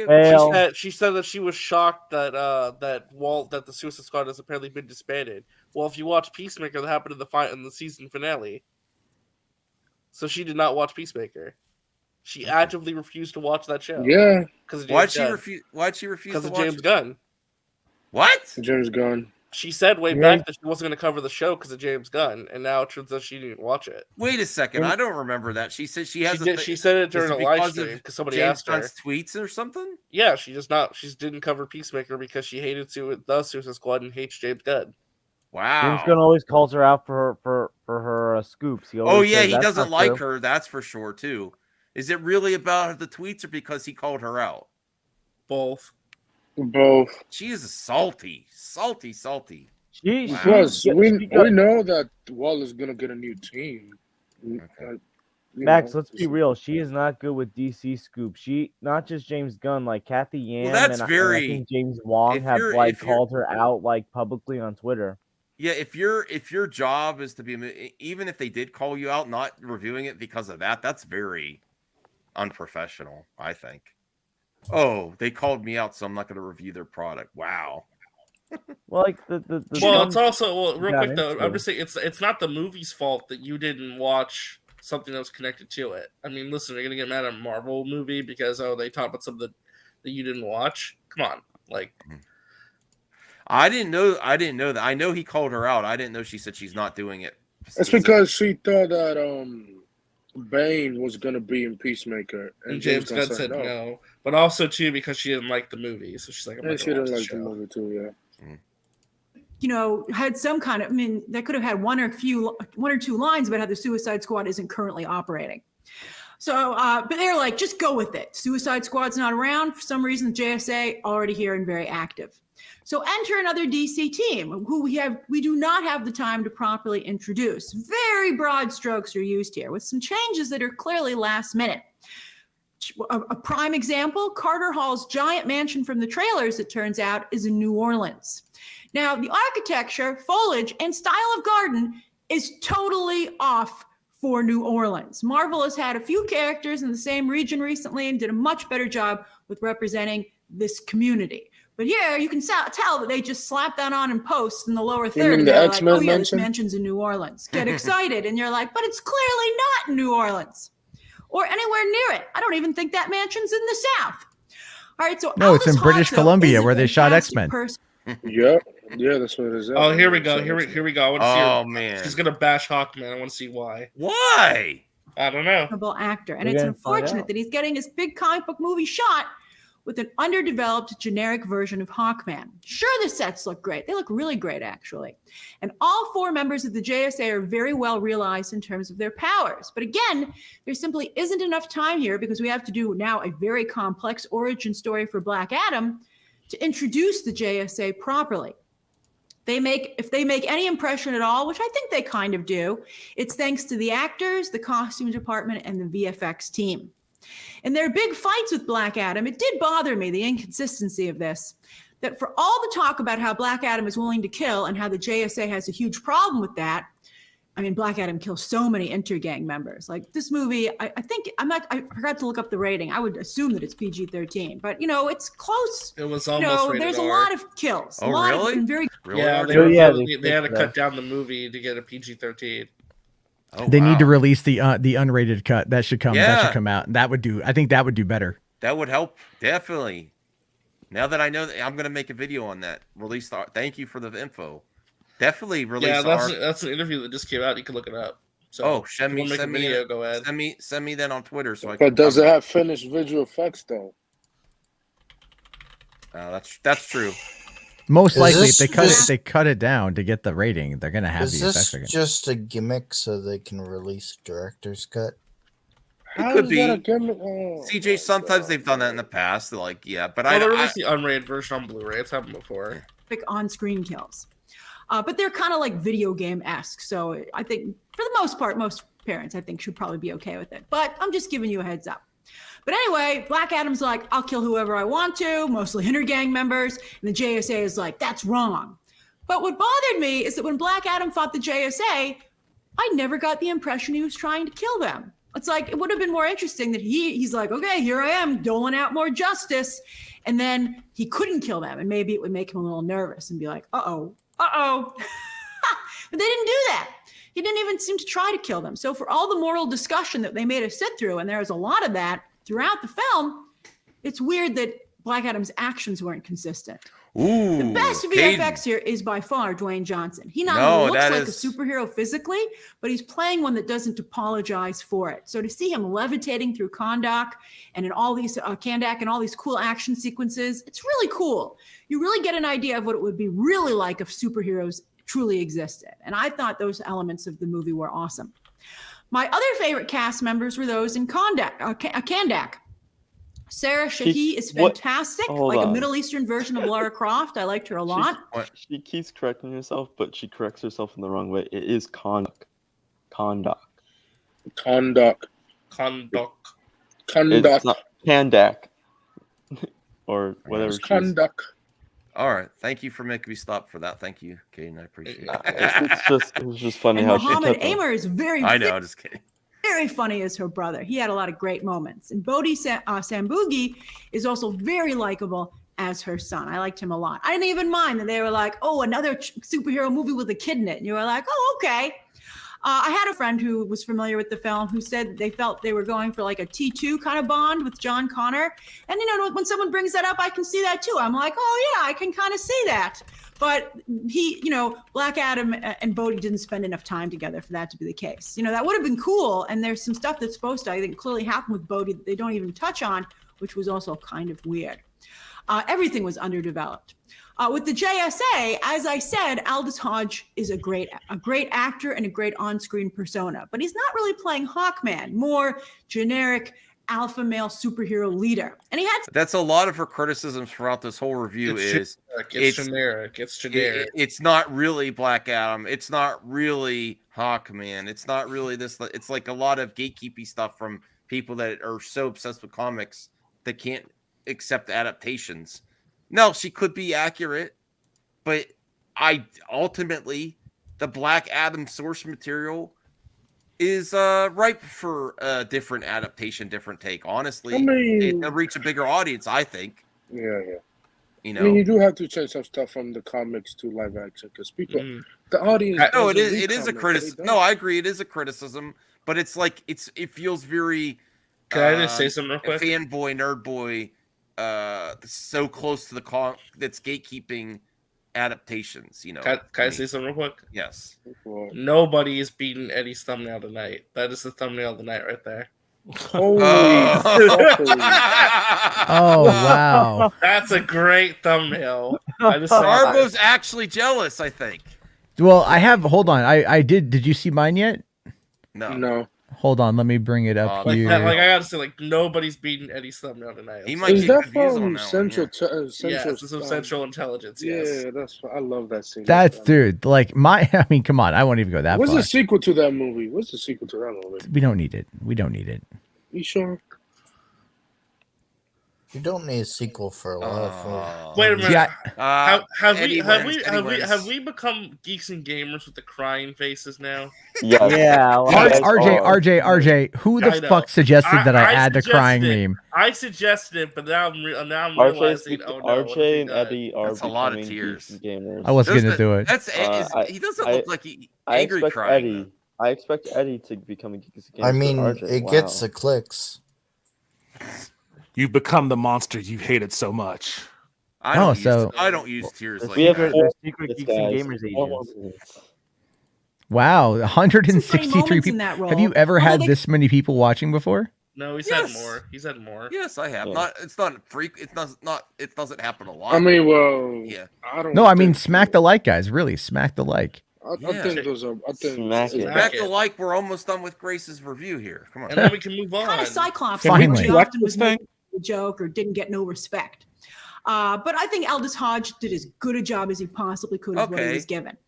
Pierce Brosnan, Dr. Fate, once again looks really cool. But again, because of the lack of screen time, he unfortunately does come across as DC's Doctor Strange. Oh my God. What, RJ? What? This whole thing would be like, oh, he's just DC's Doctor Strange. Like, no.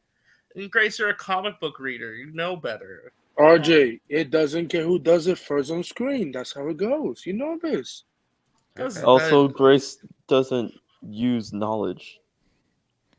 Her criticisms are very superficial to me. I'm a Dr. Fate fan, but that is kind of funny. Anthony it says this movie totally fits within the Snyderverse. You could tell just by looking at the Rotten Tomatoes. Oh, that's mean. I'm gonna steal that though for my stream, Anthony, and I'm not gonna give you credit. Just letting you know right now. A lot of Zack Snyder haters, I see. Jarbo's pulling the Amy Schumer guys. Crazy. You can tell from the edginess. So the Snyderverse is restored? I mean, it's getting some Rotten Tomato scores. It's restored in the Rotten Tomato. I'm like, you can't do that. Doctor Strange very memorably did that in Infinity War. You got to come up with something else. Quintessa Swindell looks stunning, absolutely stunning. I mean, she looks gorgeous because, also very Zack Snydery. There's a lot of slow motion in this movie. So she looks really beautiful. And Cyclone's powers are very visually interesting, but it's hard to understand how helpful they really could be. Because like, how much control does she have over the wind? It's like Cyclone is basically Storm, but with just one weather element at her command, the wind. It's okay. She's basically just dances around the battle sequences, but she looks really great doing it. And Noah Centineo is the comedic relief. He's like Ezra Miller's Flash meets Paul Rudd's Ant-Man, but not as funny and not original because he's the third one to the party. The fuck is that? As for Dwayne Johnson, he's Dwayne Johnson. You know exactly what you're. Without the funny thing is that I read the majority of the reviews and listened to majority of the reviews as well. They praise Noah, and then she basically says Noah is just a generic comic relief. If he didn't have the mask, he'd be a good character. Well, I honestly, from the trailer, I didn't see anything wholly original about him either. It doesn't mean I'm not going to enjoy his character. Just, okay. You're going to get at this point, and that's what you get here. Viola Davis, total scene stealer. She is so good. So good. Her work here, along with other DCEU elements, really make you wish you were watching another. Why are you hinting so much in your review when you just spoiled the whole... You spoiled it on Twitter. Did you know that Amanda Waller is actually in Green Lantern? Yes, yeah, but she's played by Angela Bassett. Yes. Movie with this budget and VFX. You're like, oh, now we're talking. And there are some chances for Easter eggs here that they didn't take advantage of, which was a little frustrating. I was like, oh, get a little closer to those pods, please. So bottom line, if I had to bottom line, the problem with Black Adam is that as much passion and money that Dwayne Johnson has poured into this, and again, you can really see that he gave it his all. He hired a better writer and read the comics. But from a movie star business perspective, I think that Dwayne Johnson, from his perspective, I think Dwayne Johnson put 110%. I think he put 200% in this. But I would feel, again, that's what it is. That's another problem with talent taking over these characters. You can tell this was made by somebody who doesn't read the comics, who's not a passionate comic book fan. You can just tell. And it's super generic. It's super generic. And I think that with so much superhero content these days, that's just not enough to break through. Except I think to diehard fans who are thirsty for any DC. No, this isn't what I was shitting on her for, Hans. I think her criticism was overly superficial, but nothing crazy. Basically, I was telling her that the reason I titled the stream "She Should Take the L" is in her DCEU spilling the tea coverage because she is a scooper. She is a scooper, and her DCEU coverage is logo. Completely on topic. Yes, CJH, it's very great. We're almost done with this review. Let's get this over because there is breaking news. Yeah. Content, and some of you will probably be fiercely defending this movie simply because you're team DC, and I get that. You are in the middle of a drought. It sucks for you. Well, the MCU on the other hand has the opposite problem in that they're drowning in too much content. Oh, isn't that interesting? And on that note, Black Adam is yet another example of why it's not smart for DC to try and copy Marvel. Marvel is oversaturating the market itself with happy, jokey superhero content these days. DC does not need to add more of that.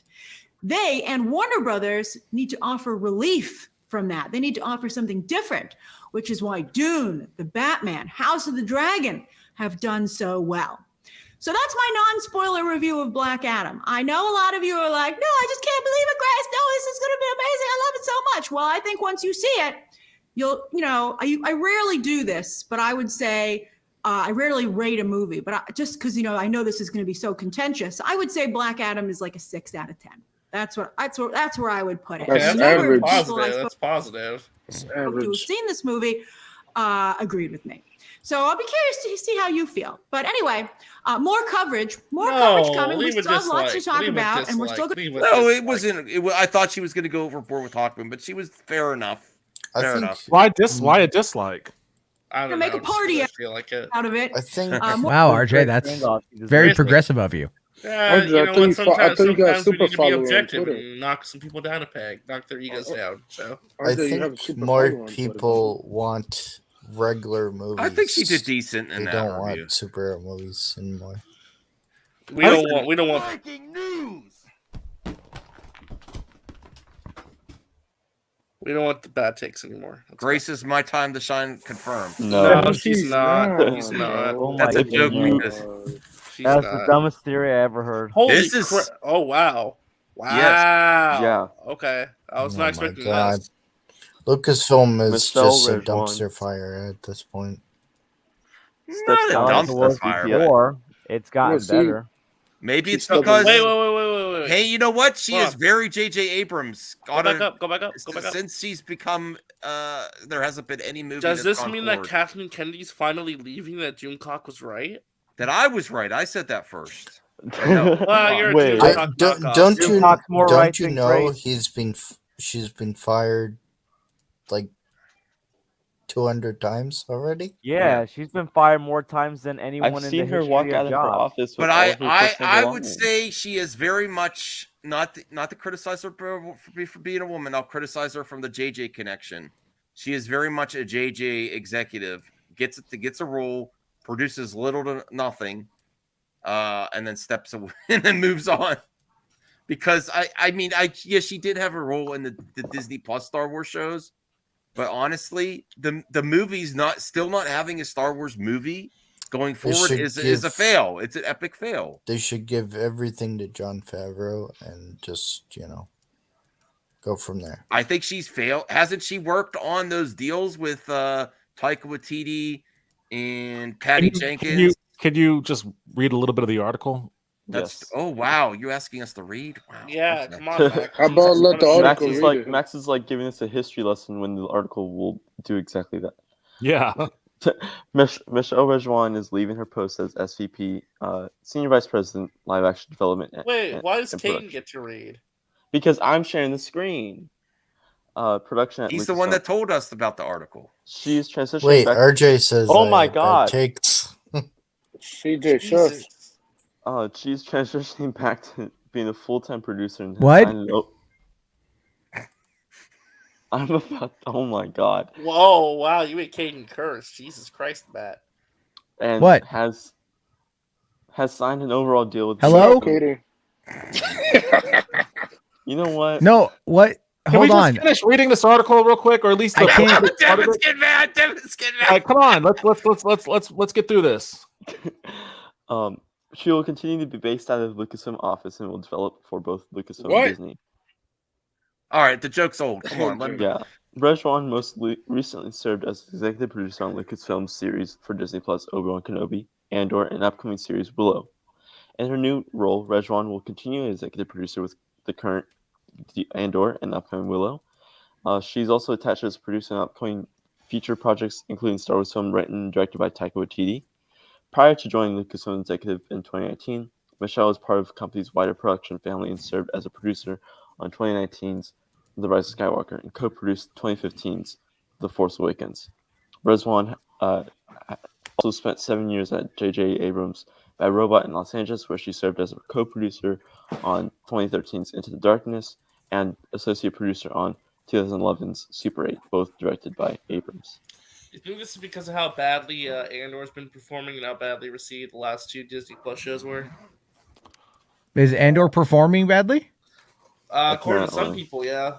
Well, who I don't know what the streaming numbers are for Andor. Well, there was like, what was it? Like, it's like the lowest demanded Star Wars show in terms of. Well, they were saying it was like the lowest level of interest, but I don't know. I don't know what that means. Like, I don't know what relation that has. Well, to, like, basically, streaming Kevin, numbers. it means that like in terms Thank of you, online Hans. conversation, no one's really talking about the show. That's what it means. That's weird. I see it talked about a lot every week. They're not even. Well, talking the about data says negatively. otherwise. So I don't know. Even though it's a great show, Josh does have some den of cringe. Actually, does have. It's not trending like Star Wars, other Star Wars. No, has. it's not trending at all. Which is a shame, Even though it's because trending was for really me, good. even though I think people should watch it, and it's great, and it's more what I want of Star Wars. It's not. Sometimes you got to have that Star Wars. This is popcorn Andor right event. Yeah, Andor's is the line at the very bottom to where it's not even tracking whatsoever. Damn, that is sad. Do you But think we I'm will? sorry, but what is this? What are these numbers? Well, hold on. Daily Just- demand times the demand of the average title in this market. Again, this is days of online events demand in that- terms of online I conversation disagree. and what's popping. In the age of social media, trending does mean a lot of shit. It Well, does. trending is a sign that your show is performing well. Do you think we will ever get a Vader show? Let's just be real. Consumers have bad taste. I'm sorry. No, I don't think that's true. I think a lot of times. Okay, Andor, so that means season Andor is one a tough show to talk about a little bit. Like it's not like a lot of these other shows that are on Disney Plus and these There's other. No accounting for taste, and a lot of consumers. In my opinion, a lot of great stuff doesn't get there. You know, that doesn't mean it's not being consumed. No, I'm just.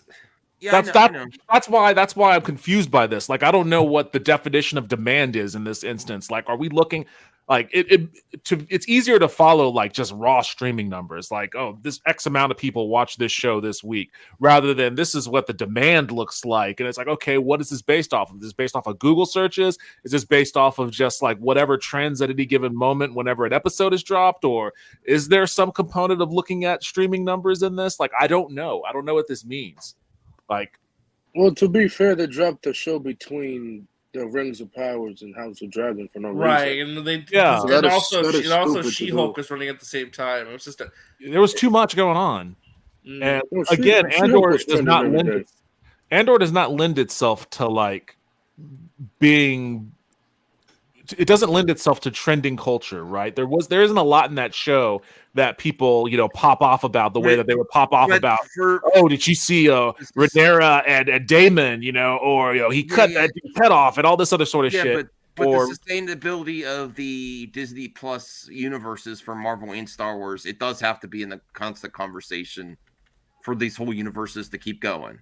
It does. Each project's got to be pretty good. Well, also too, just on top of that, this is the big Star Wars live action show for the rest of the year. There's like Mando season 3 is not coming till early next year. And look forward to more volume stuff on your shows. If you're putting good, it seems like they're putting a lot of good money in the production and scope and cinematography. And if the volume technology for a cheaper show gets better views, look, you're gonna be in the volume tech again, right? Well, I mean, Obi-Wan and Mandalorian are popular characters. Then, the issue too is that, and this is the sad part, right? What was your question, CJ? What did he ask? I don't know. I don't know. He said, "Chris." He said something about Vader show. Oh, you want a Vader show? I mean, will we ever get a Vader show? Probably. I mean, that was basically Obi-Wan. No, it wasn't Obi-Wan's topic. Jesus.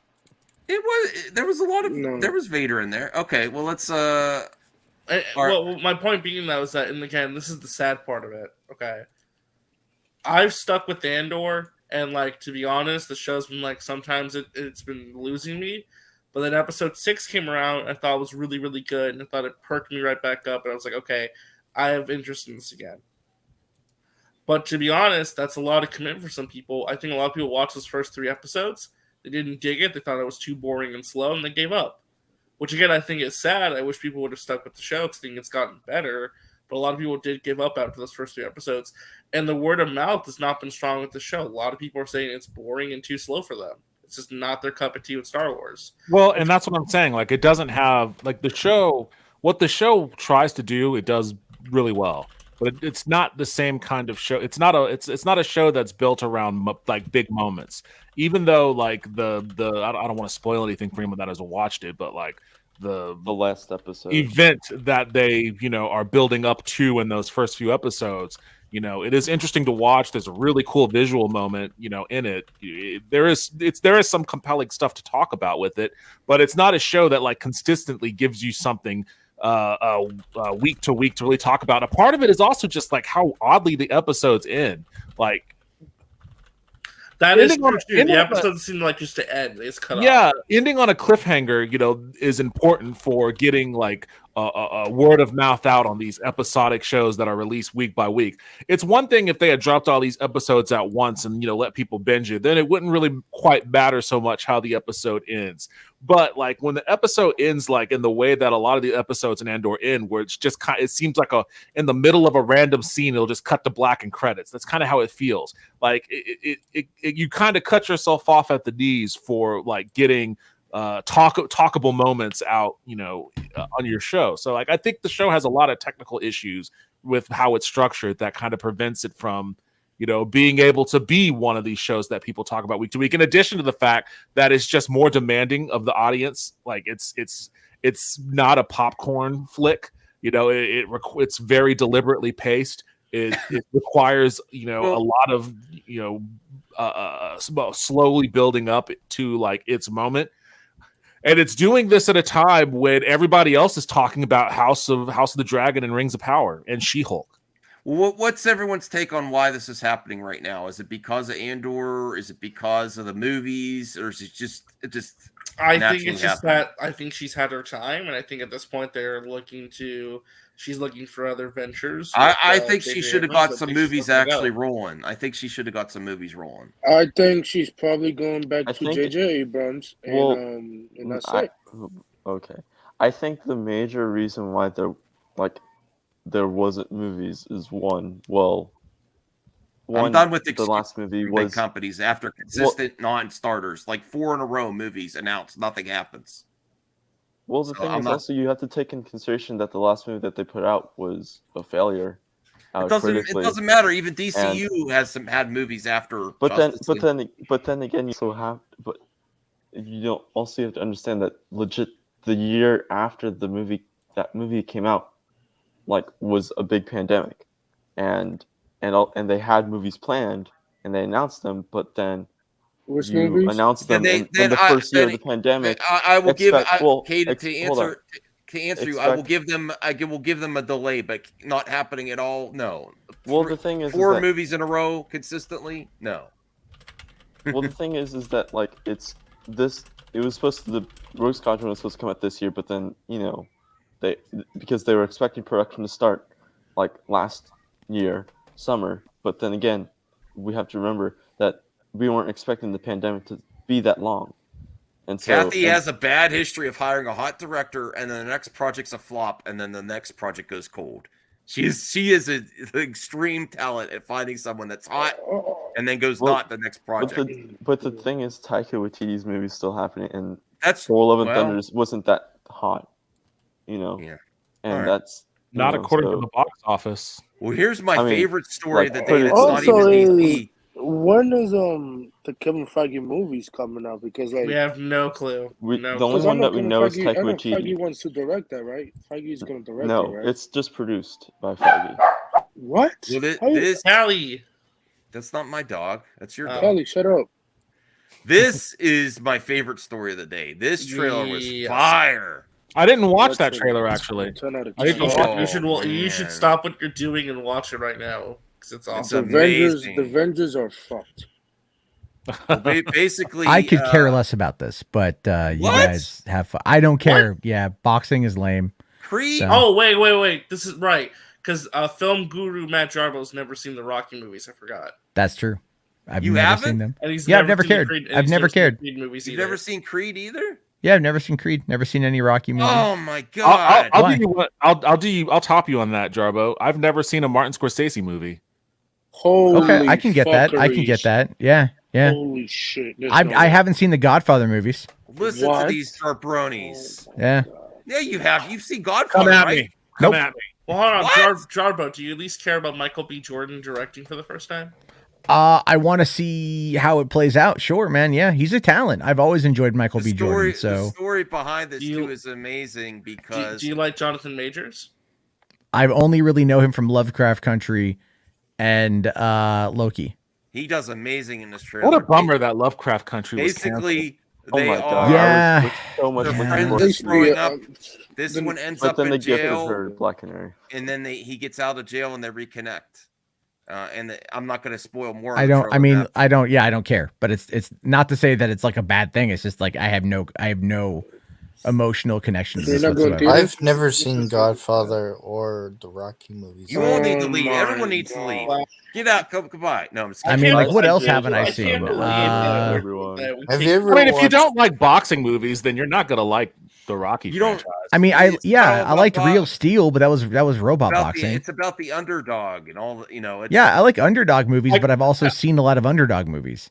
I think the first Rocky movie is worth watching because it's not quite about the boxing. It's much more. Yeah. It's very in its time. Like if you like those gritty movies that like the Joker was paying homage to, like Rocky fits right in with that demographic of movie.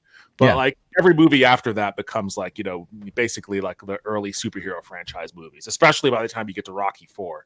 You know, but if you don't like those kind of movies, then you know.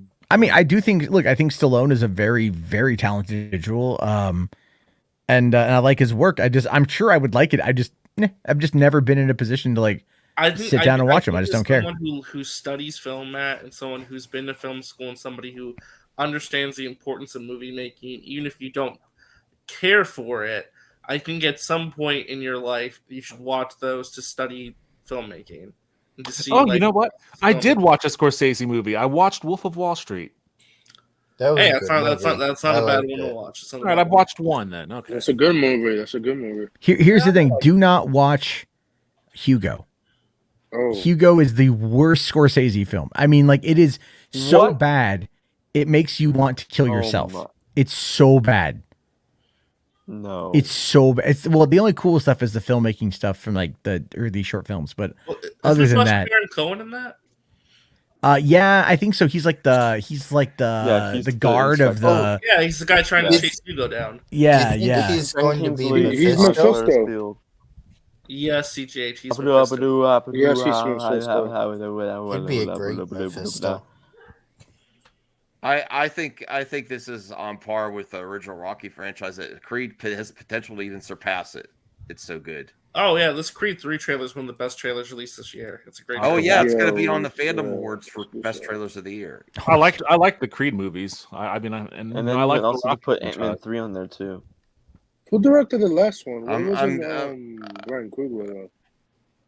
Matt, please watch. At least watch the first Rocky. I have other things to watch that I care about that I haven't seen yet.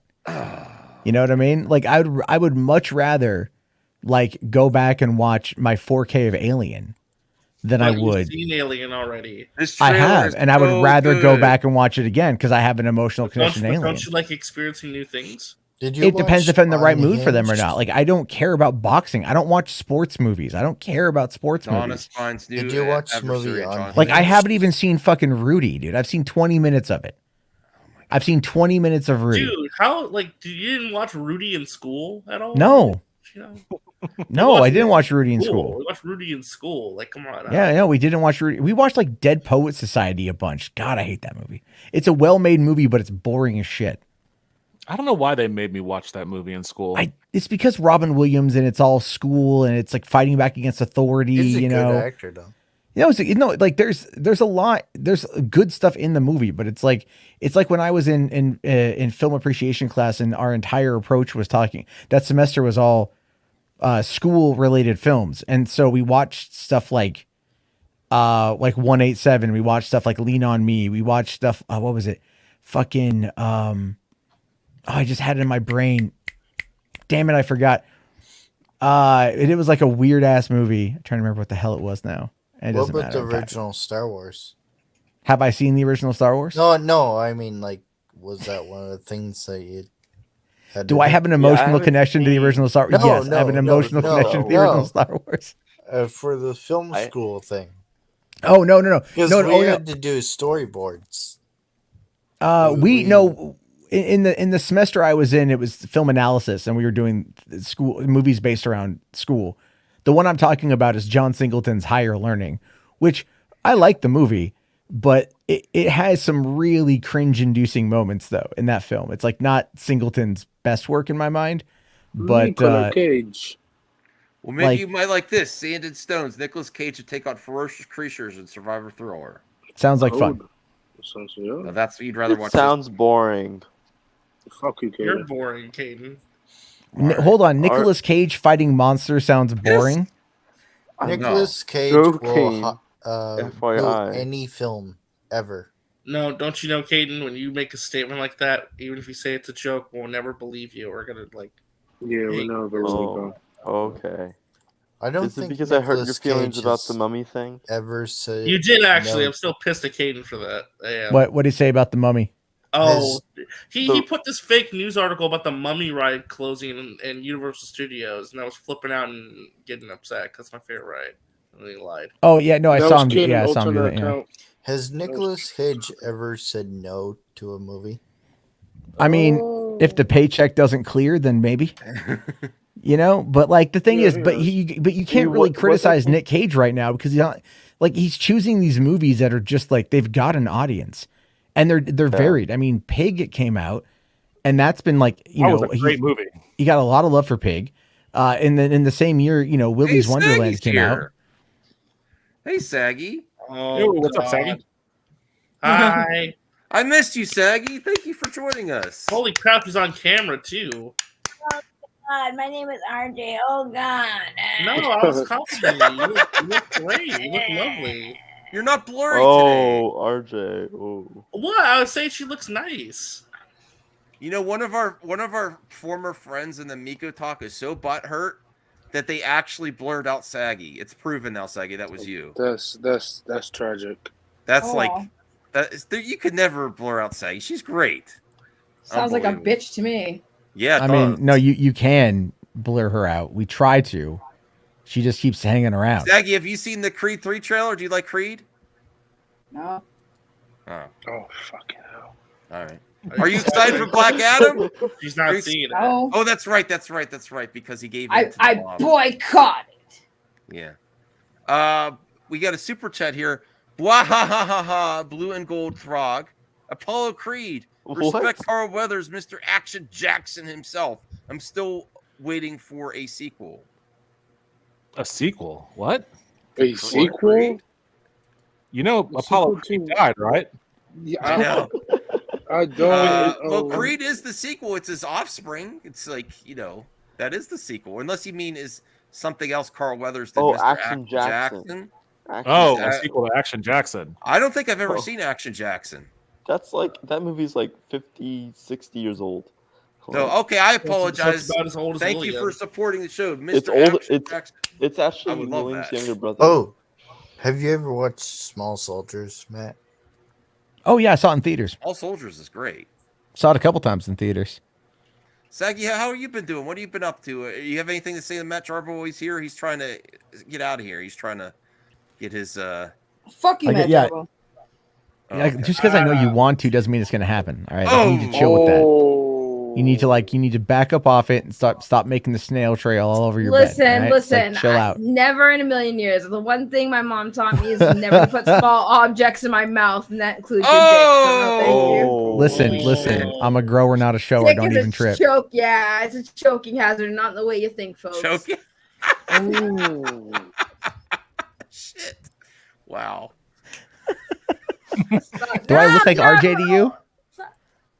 God, I hope not. Oh wow!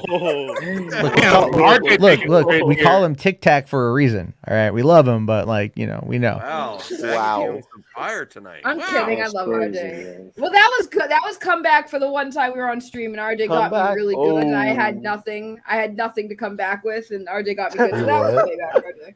Which is weird because you usually have come on your back. All right, now roast Caden. What is it? Listen, life is already roasted Caden. I don't need to make it worse. Are you kidding me, Saggy? Have you seen what Caden looks like? Like a young Lionel Richie. All right. I know he does, and that's this motherfucker gets some confidence going on, and he will slay his way through LA. He's been on my. For some reason, he doesn't want to show his face today, but he's been on stream recently. He's made his MMA debut. He's on Team MMA, and he's I know. I was on a stream with Caden when he was on camera. I was on a stream. Remember that stream that you left because you got yelled at? I left. Yeah, you left because your wife is yelling at you. Oh yeah. That did happen. Yes, that did happen. Yeah. No, she's like, "What are you doing?" Laughing. He started laughing super loud, and all of a sudden, his wife is like, you can hear his wife yelling at him in the background. He's like, "I gotta go," and he just dipped. What were you laughing at again? I forgot. I was laughing at someone reacting to me saying that you said my head is up Syl's ass. Oh, that's right. The Skywalker stream. And I literally laughed because he was so serious about. He was so offended by me saying he's the one that calls everyone betas, And he was You so call him a offended dipshit. that I said he's an That's ass right. kisser. I'm like, come on, you're calling everyone else betas. You can't take that. He lost it when he got mad that Max called him a dipshit. Max You're being lost it. Spaghetti. Yeah, so I checked. Somebody blocked me because Ethan Van Sciver follows me, and they're trying to like call me out because he follows me. Who? Apparently, I don't know. Some random person who was following me. Oh no! Oh, I got no. the Random notification follower that lost. someone blocked me, so I looked at it and was like, "What?" I don't like that dude, but who cares if who he's following? What does it matter? I follow him and he follows me. I follow people who, if they're interesting, if they have like some interesting stuff to talk about, I'll follow them. And who cares? It's Twitter. Twitter followers don't mean that like we're all best friends singing "Kumbaya" by the fire. But Ethan Van Sciver likes me, so Is I ain't that got no. the thing where it's like association, guilt by Guilt by association? association, yes. Yeah. Exactly. What is this? Is that Moon Knight? What is that? So now you're No, that's Watchmen. Wait, now I you're saw alt disowned right. HBO's Watchmen, but RJ? he didn't disown Zack Snyder's version. No, he probably did. No, he did actually. He did. He said he hated it. He said he told the showrunner never to contact him. This is embarrassing to me. But the thing is that Alan Moore worships a lizard god. So I mean, what? Like, Watchmen wait. You know that Alan Does Moore's Alan Scientologist? Moore have the same Scientology? Why are you pulling this up now? as- What the heck? I don't know. What the fuck was that? What was that? So hold on. So, RJ. did you guys know that The Rock is going to join the MCU? Nobody cares. Are you reading a Geekosity Mag article? What the hell is that? What the heck? That's the thing. The Rock is playing the thing.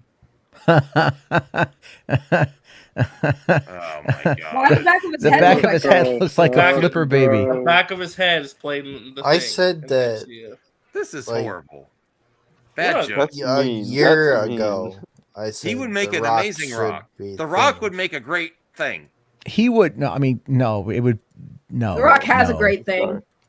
Whoa! Wow. Hey Hans, do you have What? anything What? you The have to say man about clearly this, has Ellen? it. I'm rooting for Seth Rogen. Hey, what's up, Hans? Or thing. No, Hans. not Seth Rogen. Oh my What god! about Hans that is Rings alive. of Power He's finale? here. What about that Rings of? What happened, Ray? We didn't even get a group together to talk about that finale. Because House of Dragons is better. Evan, Hans. No, it's not better. It's different. No, House of Dragons is so much better. No, the Rock would never be. It's not a Thing competition, because he has It is to. competition. Like Thing would never change back House of Dragons. to human form. Yeah. All right, guys. I got a dip. I'll check you all on the flip side. Where are you Bye, dipping? Jarbo. He's dipping his dipping balls into the- down he's friggin' dipping into RJ's the throat. underworld. Well, Hans, Devin, and Ray. No, when it's reserved for are we you gonna and you get only. H. Marks to talk about the finale of Rings of Power? I might watch the last episode again.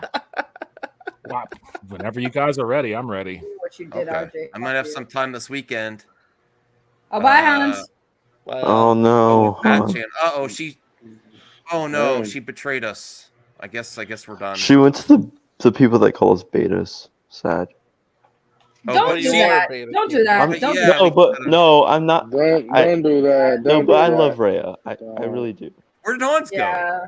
His Where connection Hans probably left because of dipped. you, because of you, Max. Oh wow. He left because you didn't watch Rings of Power. This is getting awkward now. Do you have another topic? Yeah, I was Let's going to talk talk about Saggy. Saggy Let's talk housewife. about how Wonder Can we Man- talk about House of Dragons, bro? Why don't you guys talk about that? The last Oh, two I love episodes being legit They fire, already bro. did watch parties on it.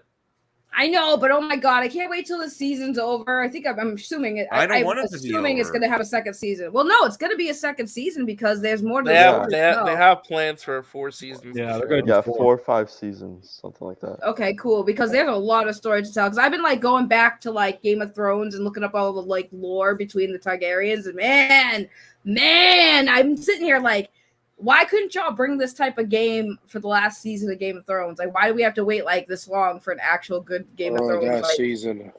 Oh, that season. I want to rewatch bro, the last House season. of Dragons is fire, no pun intended, man. It's so sad though because everything you're seeing, it's like, bro, we already know how this the was story's breaking gonna go. news. This article just came out.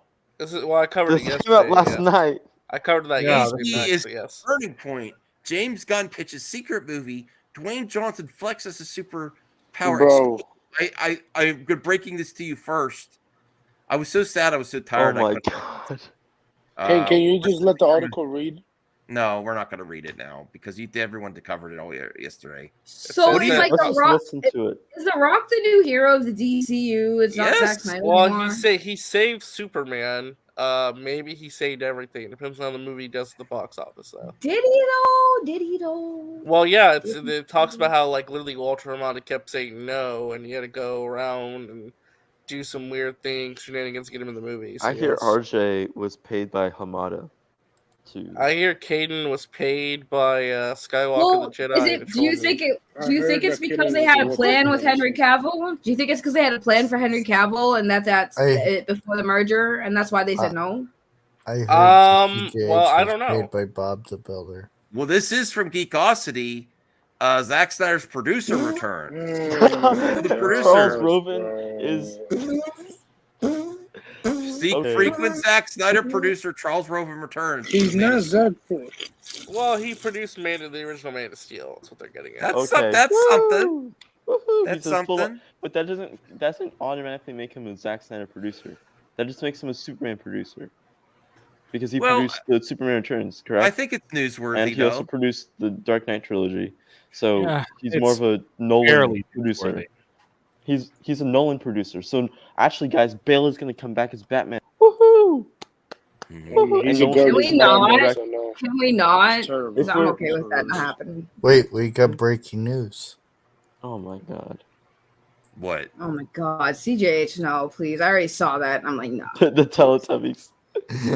Oh yeah, the Teletubbies reboot for Netflix. Oh my god. Why? Who cares? Who cares? We're all adults here. Who's excited for it? If you don't got kids and you're excited for this show, I'm sending people to your house. He's excited for the show. I'm Disavow. I was a Bear in the Big Blue House kid and like a Blue's Clues kid, not a Teletubbies. You are a bear in the Big Blue House. I am, yeah. You really brought that up, CJH, for okay. I did. Teletubbies. Wait, I have a question. No one else would. I have a legit question, Saggy. Did you watch Teletubbies when you were a kid? No, I was too old for Teletubbies. Isn't Teletubbies like 50 years old or something? RJ. Wow. I was So you're saying that Saggy's 50? I was literally in high Wow. school. I was in high school, bro. When did Teletubbies come out? Oh my god, I'm done with this. Stop Teletubbies was talking. first 1997. Oh, that's what I grew up with then. Never mind. Yeah, because I you like thought it was around for a lot longer. He was a fucking baby. Bro, like you were a baby, bro. I was make in everyone school. older than me. I actually just forgets how old he is compared to everybody else he talks to. Yes. No. Is anyone excited about this? Yeah, Babylon. Damien Chazelle's star-studded party film is getting a wide release before Christmas. It's getting destroyed. Avatar. Avatar's gonna destroy it. Avatar's gonna destroy it. I don't know. It's a smaller film. Of course it is. Like Brad Pitt. I don't know. Well, Brad Pitt's in a lot of stuff going on. It's got with Tobey Brad Pitt. Maguire. Is Brad Pitt canceled now? Why? What did he do? I heard The whole accusations that he was abusive. Angelina I don't know. Jolie The stuff movie going on right has now. Tobey Maguire, so and it because will of do that, well. because the whole Angelina Jolie thing that's happening right now, he's selling his Plan B Entertainment Productions company. So he's broke. Hey, Miss Yeah. Grandia, why the hell are we still Damn. trying? You're new to the Never channel, thought I of that. believe. We're still. If you're not, I apologize. We're trying to trudge on the embarrassing, awful DCU stuff. Ditch it at all. Ditch that boring, cringy, the Batman 2. Jeebus. It's all about Marvel, baby. Marvel is gonna be killing it next year. Marvel's kind of struggled a little bit right now. They're having to Hard reshuffle. reboot. Hard RJ. reboot. Because of what? Because of What? Because of No, I'm She-Hulk? just Oh my I'm God. saying because like they're delayed. Like, Like I'm not saying it's a bad thing. I'm saying they're just restructuring. Did we forget about the things right now. pandemic for the last 2 years? I know, All but at the same time, roads but, like, lead. I'm not saying anything bad. I'm just saying, hey, But like, the thing it's is, I'm not talking about Is this RJ. going to impact box office at all? This tomato reading? no. People The who cinema follow- score. The cinema score. Wow. Oh wow, you don't even you can't use the app Turn on the anymore. ads, Max. You can't read it otherwise. Stop No, trying to you not give just them clicks. you just refresh. refresh, and then You can't read all that by refreshing, bro. No, it'll Stop. eventually come up with that continue without. It takes 4 times to refresh. Okay. There's not really much to stew on Black Adam once you've left the theater, except for someone amazed at how the story comments but doesn't comment on the actual political. There's a lot of people giving it rotten based on the political commentary in the Middle East. I've noticed from Grace too. Conduct is. Wow, I'm shocked. Scott Mendelson actually liked a movie for once. That's shocking. Mm-hmm. He usually hates everything. Oh, look, it's Wendy Lee. All the top critics. Listen, isn't this interesting that all the ones have the top critic are the ones giving it the rotten? Wait, everyone else. Wait, go to Wendy Lee's review. I like Wendy Lee. She has a great YouTube channel. Maybe Disney is going to buy DC. No, it's never happening. The first act was exposition heavy and the pacing fell a little bit off, but the action kicks in once for Black Adam rhymes. It doesn't stop. Pierce Brosnan, Dr. Fate, and all this Hodge Hawkman are phenomenal in this. There you go. All the top critics are bashing it. All the top critics. Okay. All right. I'm not going to go. Wait, read some of it. I want to read one of them. Hold on. Jesse Heisinger. Johnson's career has become so meticulously engineered and marketed that even his brooding, murderous DC anti-hero can only cause Teflon mayhem. I mean, whatever that means. He does play the same character. That's what he's saying. This is not a top critic. Culture mix. Black Adam is nothing more than a mishmash of big budget superhero cliches and empty dialogue, atrocious editing, a forgettable villain, a lackluster story. You know it's bad when the end credit scene is what people will talk about the most. Oh, wow. Okay.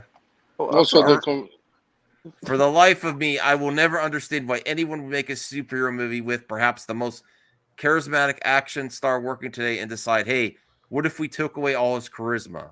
It's truly baffling. Oh, wow. Oh, wow. Damn. The Rock. I think critics are just mean lately for some reason. I mean, I'm not gonna lie. The hype around Black Adam for the little confirmation about Henry Cavill's cameo, it's like cool. Like obviously, The Rock's gonna be hyped for a movie that he wanted to do and he's proud of doing, and he's done what he's done with it. But like, I think Black Adam hype is a little over exaggerated. I feel the hype. I feel it.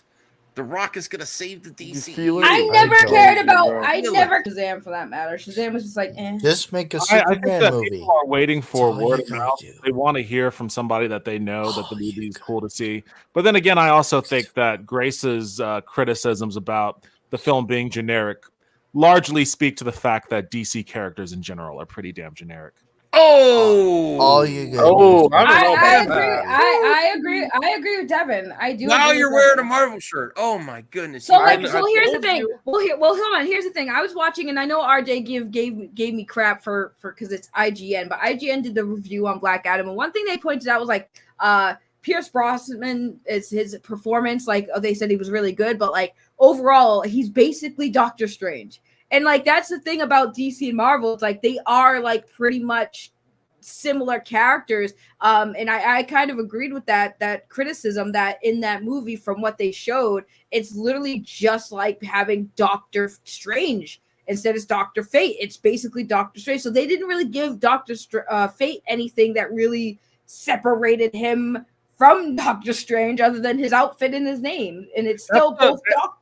And that's the interesting thing about, like, obviously Marvel and DC just take turns ripping off of each other's characters. They've done that throughout the history of their existence. I mean, Fantastic Four was basically inspired by Justice League. So, like, it's interesting that you have, because you got two different instances of this thing happening where you have Doctor Strange came out first in the cinemas, and then now you have Dr. Fate. And what does DC do to differentiate Fate from Strange versus Aquaman came out in the theaters first, and now we have Namor coming out in Wakanda Forever. And what's Marvel doing to differentiate Namor from Aquaman? And Marvel went much more bold in their decision to make Namor, kind of the Aztec heritage, and it has all of that design aesthetic around his country of origin. It's not even Atlantis anymore. and it looks cool and it seems intriguing and it might work from like a demographic standpoint. But like they did more work to try to make that character more unique from the other guy that DC just did not put any effort into for Dr. Fate, which I think is probably what those criticisms speak to. Right, and that's what I was saying. Like, I do agree with that. Like, and I see the watcher. No, I know Dr. Fate came first, but it's like for the movie having Dr. Fate's first live action appearance, and it's basically just Doctor Strange. But it's not fair though, in a way though, because like okay, like Dr. Fate uses magic. In the brains of people who don't know any better, they're gonna say, "Oh, Dr. Fate, Doctor Strange," instead of using magic. It's like, oh, it's the same thing. It's not fair, really. It's just not a fair comparison. But here's the thing, right? Is that Marvel already did Doctor Strange, and you're right. They're gonna compare it to Doctor Strange, but knowing that DC could have done something to kind of make Dr. Fate a little different than Doctor Strange, so it doesn't have that. Do different magic. Say the same thing about Darkseid and Rational Thanos. Skeptic, thank you for the $5 support of the show with the super chat. I really appreciate your support and your membership. It means a lot to me. All your support really helps. Max, if critics want more James Gunn Suicide Squad projects, they should be showing this film. The DCU succeeding hinges on Black Adam. I agree. This has relevancy for James Gunn too. Connecting with Amanda Waller and the Peacemaker Suicide Squad. They're trying to start tying it together a little bit.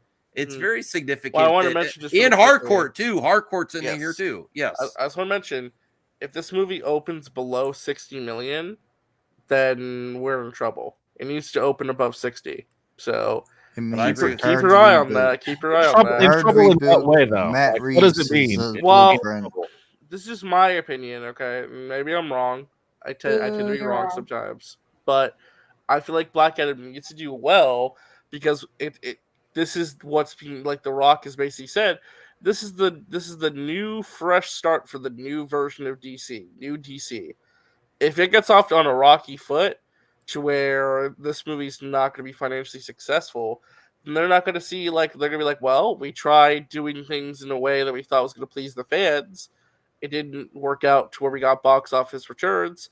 Let's go to a different direction all over again, right? So if you want more Henry Cavill Superman, if you want more of the DCU, you got to go support the movie. It's like I said, I've boycotted before, and sometimes they just stop making content altogether. You might not get what you want. They just might not. They might not greenlight anything. If stuff really fails that bad, and you send it, and the consumers don't show up, you might just not get anything for a while. I think this would have to be a colossal failure in order for that scenario. Yeah. I mean, it's The Rock. I don't think it's not gonna fail that bad. But like I said, I'm not gonna. I mean, let's be honest. I feel like more people are more excited for the Flash and Aquaman than they are for Black Adam. So I mean, that's that. Even if this movie because they know who those characters are, right? And even if this movie doesn't do well, right? But even if this movie doesn't do well, there's still the Flash and Aquaman coming after. So I mean, I don't think it really, and then also Shazam too. So I mean, again, I don't think that it's going to be a. Flash is not going to flop, bro. No, it's got Ezra Miller. No, it doesn't matter. It doesn't matter. It's not going to flop. Jesus. It does not matter. A lot of DC fans at this point, they just want to see the movie. Didn't you send me that, CJH? He's not guilty. He pleaded not guilty. Oh, he pleaded not guilty. Okay. He's not guilty, bro. He's going to get 26 years. No, he's not. No, he's not. No, he's not. Everyone keeps saying that. I've seen that float around all day. Like, Ezra's getting 26 years. No star in Hollywood. He could get 26 years, but I guarantee you they won't. Real quick, I just want to say this. Even if Ezra got jail time, no way in hell would it be 26 years. It'd be 6 months to a year at the most likely community service. It wouldn't be 26 years in a jail cell. Yeah. That's like the worst it could ever possibly be. And that's like not happening. So. In either way, The Flash will still be successful because regardless of the controversy, people are gonna still go see the movie because like no one gives an actual crap about what they're talking about. They're like, oh my god, I'm not gonna see it because of Ezra Miller. Oh, but you'll see it because it's The Flash. Stop lying. And this is gonna be one of those movies that's going to tell everybody the direction of DC moving forward. It's not even the Flash movie. It's the Batman plus the Flash. But people are hyped about the Flash. It's a flashpoint. It's a flashpoint story, CJ. So that's why it's important because it's a flashpoint and it's going to confirm a lot of things as far as what's canon, what's not canon, what they're rebooting. Basically, that's what this movie's going to do. It's going to get rid of the Snyder. Oh, stuff. Justin's here. No, it doesn't. We don't know that, CJ. We don't know that either. We don't know if it's going to get rid of it or make it canon. Like I said, this is why everyone's going to see it, because the movie is going like to Matt be Jarbo saying, right. Like I guns said, are definite, right, RJ? Right. All I know, right, are is that times ever definite? it's going to definitely confirm some things, and like it's not. We don't know if it's going to erase the Snyderverse stuff. We don't know that. It could actually confirm that being canon or not. We won't know until we see the movie. Oh God, this again. Is this any credence to this, RJ? CJ, Anthony wanted me to bring this up. Wonder Man is the stupidest name. Well, hold on, Justin. Hold on. I have a really important question for you. A really important Nathan question for you. Fillion should have stayed on. This is actually I agree with that. There actually I might like be some Nathan credence to this. Why? This is a race swap, then, right? If you trust Grace tweeted earlier today before the story broke. I like the actor. Jesus, Max, I'm trying to explain. Okay. Before this article came out, Grace said on Twitter earlier today that a DCEU actor was in the running to play Wonder Man. So, so if you trust Grace and her scoops, I guess maybe this is true. I don't know. I mean, more importantly, because screw this shit, I'm tired of this. Justin, did you see the Creed 3 trailer? Creed 3? I heard there was no Rocky, so I am not seeing it. What? Is there no Rocky? Is there Rocky in it? Well, his Stallone's name's in the credits. No, but he's not in the movie. He's not in the movie, no. Yeah, well, no, because like he's retired. You want to go live off of the sun. No. Oh, that's a shame. It looks really good. You don't like the Creed character? No, that's not it. I just I care about Rocky. It got me to care about Creed, but I can leave it at that, and I'll be happy. Fair. And I don't want. Jackie, did you see the Creed 3 trailer? Yeah, she doesn't care. She said, no, I don't. I've never really cared about Creed. Like I like the Rocky shit. Oh my gosh.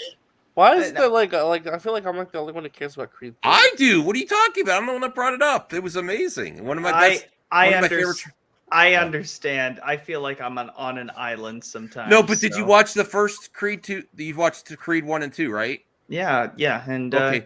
I'm like that's. I would at least say watch the trailer. That's what I would say. I'll tell you right now, that Creed VR game was shit, and it was awful, and I never will play that again. Yeah, there's a Creed VR game I try to play. A boxing game, or yes, it literally is a boxing game. Yeah, I remember that. Yeah, it is not fun. I tried it; it's not fun at all. Like you would think it would be in VR, but it's not. I was gonna try to read a little bit of this interview, but people are not interested. Creed 3 trailer teases Adonis facing his past and Q&A with Michael B. Jordan. Yeah, I mean, this is Michael B. Jordan's like directorial debut too, which is really exciting. So he directed it, and Sylvester was like, "All right, you're directing this. I'm out." Like, why? No, he left. No, he I left think because for a couple different reasons. One, because he had some disagreements creatively with the last movie. Because like they cut out certain scenes he wished would have stayed in the actual theatrical. Oh, I didn't know that. I didn't know that. But also too, he's having a dispute right now with the owners of the Rocky franchise. So he's you would think but they're making a Drago movie, right? What the fuck? You would think that they would listen to the guy who fucking created the character. But no, they're going to toss him aside. But this isn't like a Rocky movie though. This is about Creed. No, I know. But his input probably should matter and almost supersede some people because he knows the character and the story more than anyone else. So why would you toss that aside? That is why, in principle, because it isn't. Not it isn't saying it. It isn't. Yeah, and that's fine. I understand that, but it's not Rocky's story anymore. I know it's not Rocky's story, but if you're not gonna listen to the guy who made your jobs right now possible, then what is the point? And if you're not going to listen to it, it's a slippery slope. We've seen it time and time again. The only reason why I'm interested, I'm not interested in seeing it. I am interested to see how well Michael B. Jordan does because he is working on the Static Shock live action. Yes. That's it. Yeah. Well, This is a good way to see what he can do. Jonathan Majors as a director, absolutely. That's a good Yeah. point. Yeah, Jonathan Majors is why I really like this trailer so much. Heavy hitters like Jonathan Majors and Tessa. Tessa Jonathan Thompson. Majors looks like a beast in this Yes. movie. Oh my god. He Can we all looks say like. that the Avengers are fucked?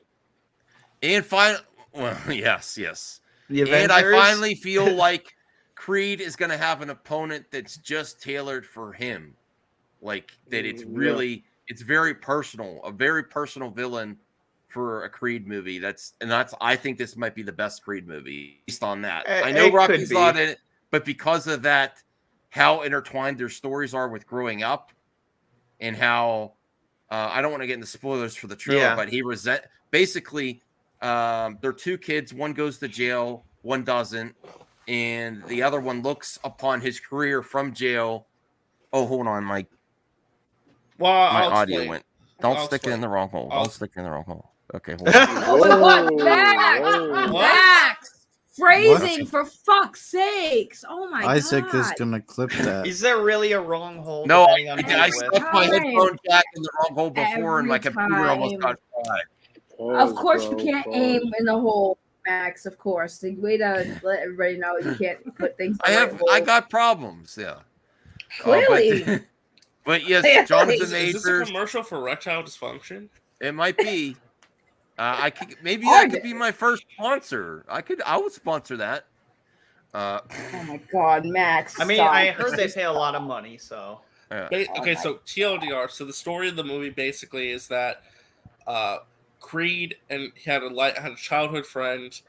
When they were both around high school age, one of them got in trouble with the law and went to jail for the rest of their life for a crime.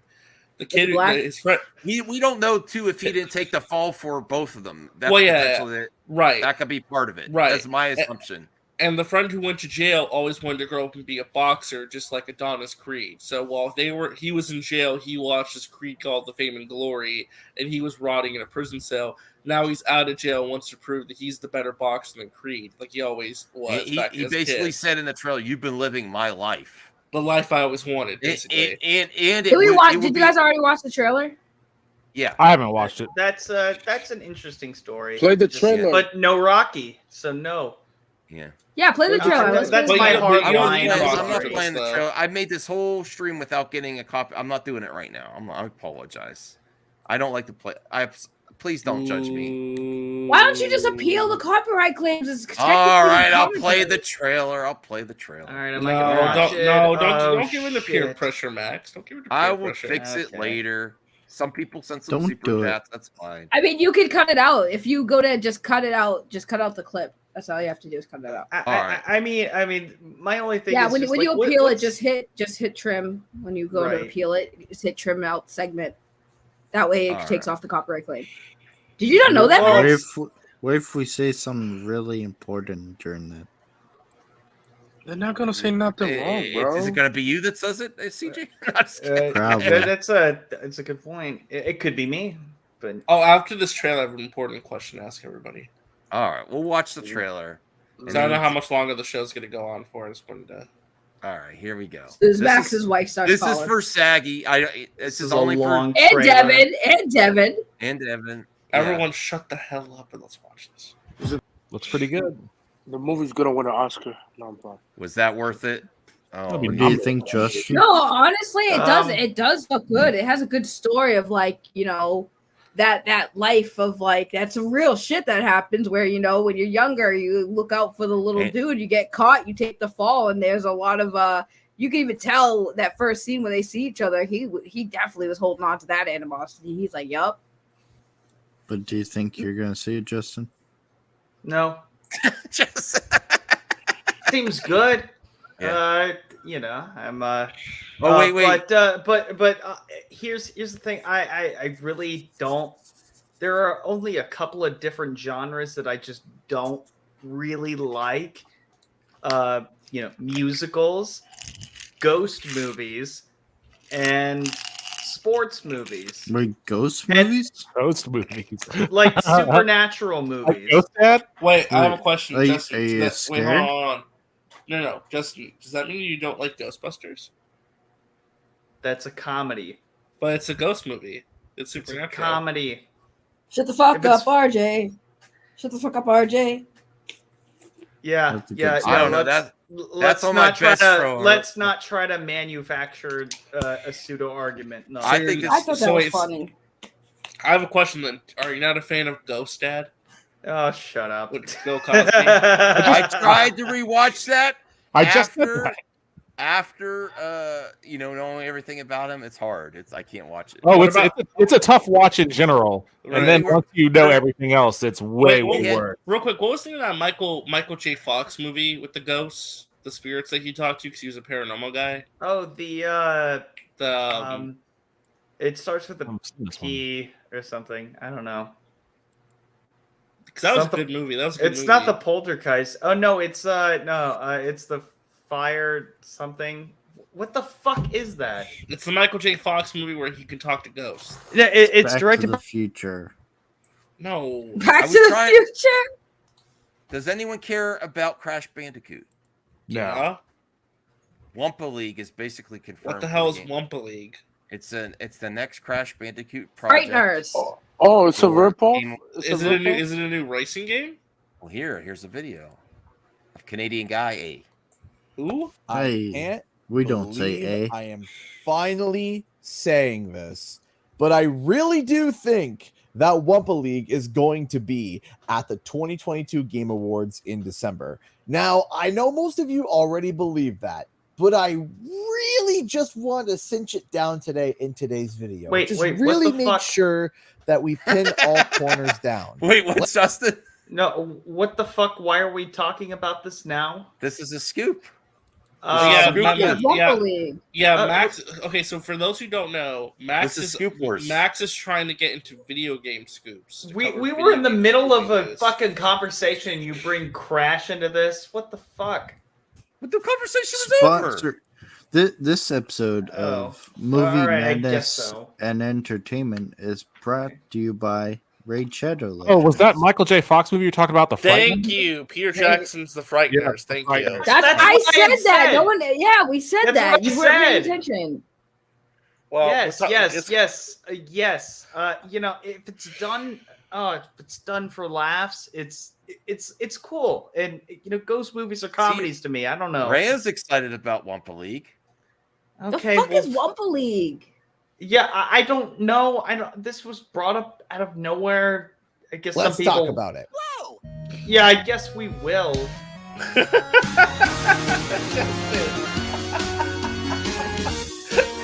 I'm sorry, just a fire intro, by the way. That's pretty good. What's up, guys? King Guy here, and back with a brand new, what is seemingly a Wumpa League confirmation video. I just You want did not see my video That's before. a I received $10 a intro. package from Activision that was in the shape of a pizza box. In it was miscellaneous Crash themed content, like a mouse pad and t-shirt. And But that's the why he overall is gonna reason shill for the for it. package was to announce that Crash Bandicoot 4 is coming to Steam, which is the He's world's one of the biggest. Ray. If you don't know about this guy, he's one of the biggest Crash and Spyro content creators on YouTube. He's got like 60K. Kid Icarus is bigger. Kid Icarus is the biggest Crash content creator on YouTube. Yo, when Rhea gets gangsta like that and says, "Make a fourth game, you cowards," it's like, whoa, make that game, bro. Yeah, but you need a new Spyro game. It's about damn time. All right, well, let me get to the part where they Can showed. you just Max? Why don't you pitch us? What is Wumpa League? Well, look. Here's the important part of the video. Okay. But hold on, Max. We're not going to make you care. watch We're the not whole going to video. care if we don't know the context of what it is. Wumpa League. Why is this being spoken about? Why are we talking about this? Because we're sponsored by Raid Shadow Legends. Yes, Oh my thank God. you, CJH. Is a new Crash Bandicoot game they're working on. People thought maybe it was another Crash racing game. So it's a code name for a new Crash game. Yeah, but basically Okay. they're thinking it's a Crash Bash reimagination game, like one of the party Mario games. Party. Yes. Okay. But here's the clue where he thinks it's confirmed. Hungry for more? Try our new Wumpa pizza for $12 $8.08. And that's December 8th. And that's when the Game Awards happen. And they and the company And the that's been making subtotal these is $12.46, so it's actually false advertisement. But basically, they've been notorious for sending out this stuff before they announce the Game Awards. Last time, when they did Crash Racing, they sent people 2 orange fuzzy dice. I honestly don't remember the last time I've ever heard Crash Bandicoot be Devin's interested. mentioned. You don't like Crash anymore? I don't think I ever liked Crash. Oh, I didn't like it either. All right. Those mascot There's games. somebody who's sleeping. Who is Saggy. dying? Saggy. in We're done the- talking about Wumpa League. Saggy. People not lucky they wants to know about your hands.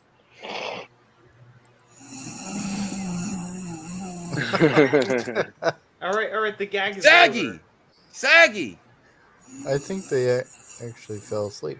No, RJ, were you excited about that? You like Crash 4, right? Yeah, shit, she actually fell I'm looking forward asleep. to the Game Awards. We'll see what happens to them. Wait, is it true that Marvel Spider-Man 2 coming out this year or next year? It's next year.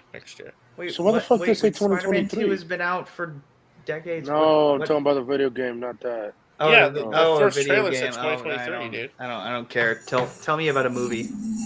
I'll be that interested. movie's trash. Spider-Man 2? Oh, shut Yes. the fuck up. Fucking garbage. Well, I was gonna react to Come this, on. but it's like pointless now that we watched a different Grace video. I was gonna react to her coverage, but RJ could just tell me if she said anything weird. I actually didn't PC watch hype this. machine, Are we gonna listen to Saggy Melons just snore Yeah. the whole? I mean, this is ASMR content right here. It says Man of Steel 2, Dwayne. I wanted to see what so I'll have to do that in a different video. It's too late now. It's too late. I actually fell asleep. I thought it was a joke at first. No, No, she I didn't haven't. fall asleep. So Max, I want you to realize this. Okay? Yeah. Your video game scoop was so boring, it literally put Saggy Melons to sleep.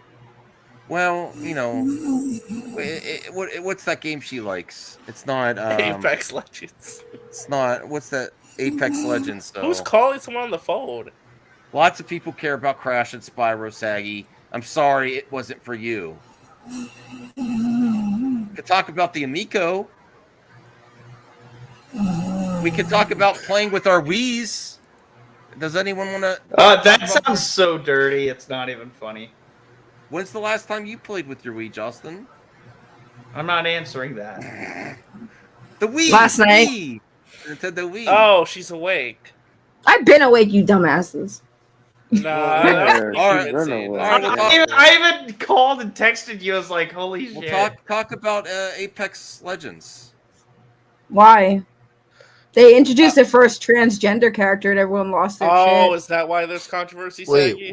what Yeah. about our new sponsorship? Who cares? Our new sponsorship. Well, no, it's funny. You know what? I agree with Max. Who cares about Lols. Apex Legends? Lols. I look awesome there. I mean, Apex Legend is better in mobile. By the way, I had an important question for everybody. Yes. No. Has anybody been watching Chainsaw Man? No. What the fuck is that? To anime. Is that an guy with the chainsaw head or something like that? Oh, yeah. Here is actually a topic. Wait. that- Is this a segment to RJ's upcoming stream? This is Yes, this I is was about the trying to promote Bayonetta it. controversy. Well, Tony's a corporate bootlicker, so we don't really care what he has to say. So apparently, what? there's another I side to the agree with that. story. What? I would have. Okay, no, Max. I already over I already covered this today. So from what I understand, from the way it looks, it does sound like it was just a misunderstanding on somebody's part, and because both. The original voice actress, her argument was she was offered 4K. The people who are the people who are saying that they had information on what she was offered said the same thing, except they said it was 4K per session. That was the thing that was missing. So I think there was a miscommunication. There was miscommunication. That's what I feel like happened and misunderstanding, because she was told 4K. I don't think she was properly explained. It was 4K per session, which means the total would have been about 15K. So I think that's where the misunderstanding, because she clearly made a couple grand, maybe like 10K for the last game, because they did mention that she made a little bit more, or she was offered a little bit more for the third game than the last game. So she definitely made at least 10 grand at least 10 grand. Not to interrupt, I just want to mention to you, Video Game Chronicles also did an additional report, in addition to Jason Schreier's report on Bloomberg. VGCC, they said that the offer for Bayonetta 3 was, they said what they looked at, the documentation, they said it was, quote-unquote, significantly higher than what she was paid for both Bayonetta 1 and 2. So they were saying she was getting a massive pay increase to reprise her role. So I think well the thing is, she had mentioned that she had when she tried to contact the people when she was offered 4K, right? She tried to contact Hideki, and she used a translator to send the email. And again, I really feel like she misunderstood that it wasn't 4K for the whole game. It was 4K per session, which would have been up to $15,000. So again, I think that it was a misunderstanding. But I mean, 15,000 is a lot more than 4,000. But that's what I'm saying. Both parties said that she was offered 4K, but the other party said it was 4K. I think like a big sticking point also is the fact that she wanted residuals.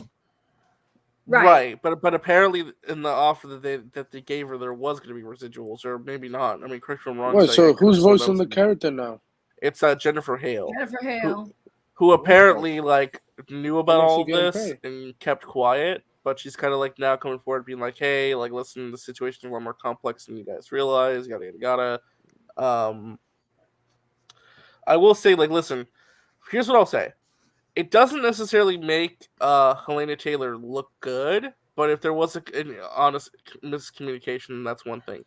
But despite all of this, even if Helena Taylor lied knowingly, which I don't think she did, it doesn't change the fact that voice actors in the industry need to be paid better. So regardless of whether or not she lied or this whole thing was a giant misunderstanding and she called for a boycott, voice actors still need to be paid better. RJ, for 15 grand for 4 days work, for a couple hour sessions, that's fucking good. Oh no, I agree. No, I agree. I'm just saying, like $15,000 for 4 days of work is more than what people make on their. No. It depends. It all depends. Yeah. It depends on the actual the context around the work itself. Like the idea of asking for more money is, well, A, it's knowing your value and what that value brings to that property, and B, the value of the property. And Bayonetta makes way more money than 15 grand. So she has every right, as the person that's providing her voice to this service, as a person who is labor in this dispute, she has every right to ask for whatever amount she thinks her labor is worth. Exactly. I can't argue Tara that Strong has every single right to ask for the money that she's worth. Tom Kenny has every right. Well, Tara Strong is also a veteran voice actor and has a lengthy resume and also a cult following. So I mean, if you're gonna cast but it's where do you start though? Are you supposed to settle for your whole damn life, or do you want to be paid for what you're worth? Where do you start? I mean, it's like asking your boss for a raise. I've been working here for 15 years. I feel like I've committed myself to this point, to this work. I would like to be paid more money. And you consider the Hollywood model. It's like think about the MCU. You get all of these actors that really don't have a name for themselves to do the early movies. You have Chris Evans and Captain America. You have, Robert Downey Jr. aside, although he was kind of on a reclamation journey there. And you have Chris Hemsworth as Thor. And, they work for pennies on those first movies. But then after those movies become hits and then we got these sequels lined up and these crossover events, they start to get paid significantly more. You know, there's a reason why you hire, you know, no names in the first parts of for your franchises, and then you expand out from there because it's cheaper. You know, it's cheaper upfront for the studios, and then as the properties grow in popularity, they can afford to pay those actors more money, and those actors know their worth. They will get that money. It's the same here. Like, she did the voice for the first couple Bayonetta games, and In an you know, anime. and an anime. Lo and behold, that shit popped off. You know, so why wouldn't she follow the Hollywood model? And okay, I worked for X amount of money on these properties when they were nothing, and now they're not nothing anymore. So I want to be appropriately compensated for That's that. fair. That's fair. Well, can I just say real quick, just to not to counter Justin's point, but just to like really expand upon it. I agree, Justin, with the sentiment of like wanting to be paid what you're worth. Everyone should be paid what you're worth. But if the reports are true that she's asking for like a ridiculous amount of money that like is not industry standard, I can understand where they're like, listen, we cannot pay you like this exorbitant amount of money that like is like not the standard quota for what we typically pay in this industry. Well, industry here's a better example. You know, I was just you know, on a stream, you know, bitching and complaining about Halloween Ends, but speaking of horror movies, Scream 6 is not gonna feature Neve Campbell, who played Sidney Prescott, and the reason for that was that they weren't paying her enough money for what she was worth, and I feel like she's worth she should get paid. I feel like she's worth every goddamn penny, every single bit of it. I mean, You know, yeah, like, that- and no, I that's think true, I that's think true. that's closer to the equivalent of you know, for some reason, you know, like why would you want to have a movie that doesn't, you know, the sole reason for your actor not wanting to be in it is because maybe it's based on script and principle, but also not based on like she's not going to be in it because ultimately like you're not paying me enough. Like it's not enough for what I'm doing in this movie. I was barely in the last movie. Why are you sidelining me again? You know, and that's not good signs. Voice But that's actors- a tangent for like the storyline of the franchise. But my point is, you know, people should be paid for what they're worth. And Right. Scream is worth is worth Sidney fucking Prescott's paycheck. Right, but see, voice actors, they're not the same as movie stars because they don't like, depending on the project, most voice actors, like for games and stuff, they can do all that in a week. Okay, they can do that for a week, where actors spend months, sometimes years filming a movie. But you know, I know a lot of voice actors who are actually not small, like they're not the biggest out there, but they're kind of up there. They're notable. And they've even said like, yeah, we don't make a lot of money. You know, we don't make a lot of money doing what we do. And you would think they would be because they've been in franchises. Like I have a friend who's been in Bleach. He's had roles in Naruto. He's had roles in Dragon Ball Z. He's still doing those things. He does Ryu in Street Fighter.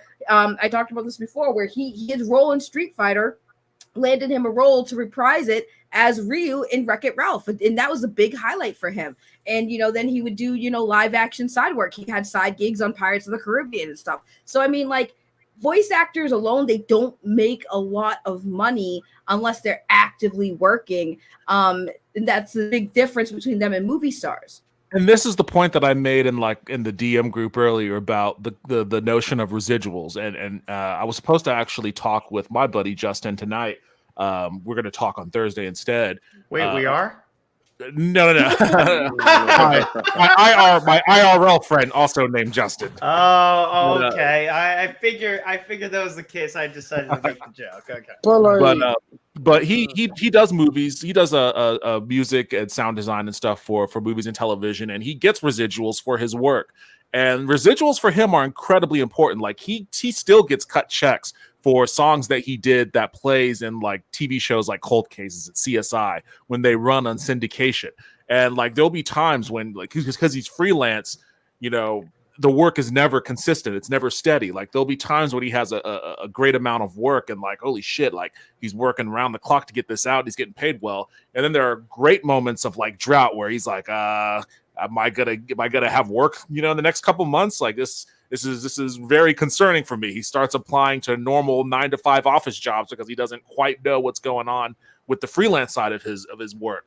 And in those cases, getting those residual checks make a huge difference. Like, it gives him like at least some consistency, some help, from work that he's previously did that clearly the production studio he worked for gets value out of because they're still showing these shows wherever they're showing them that results in him getting these checks. So if the studio can get perpetual value out of these properties that these creators have their input into, that it's a little bit of perpetual revenue for the people that actually created these properties as well. Incredibly important for voice actors and other people who do a lot of inconsistent and frankly low-paying freelance work. You don't think like Kevin Conroy or Mark Hamill get paid a lot of money to do voice acting?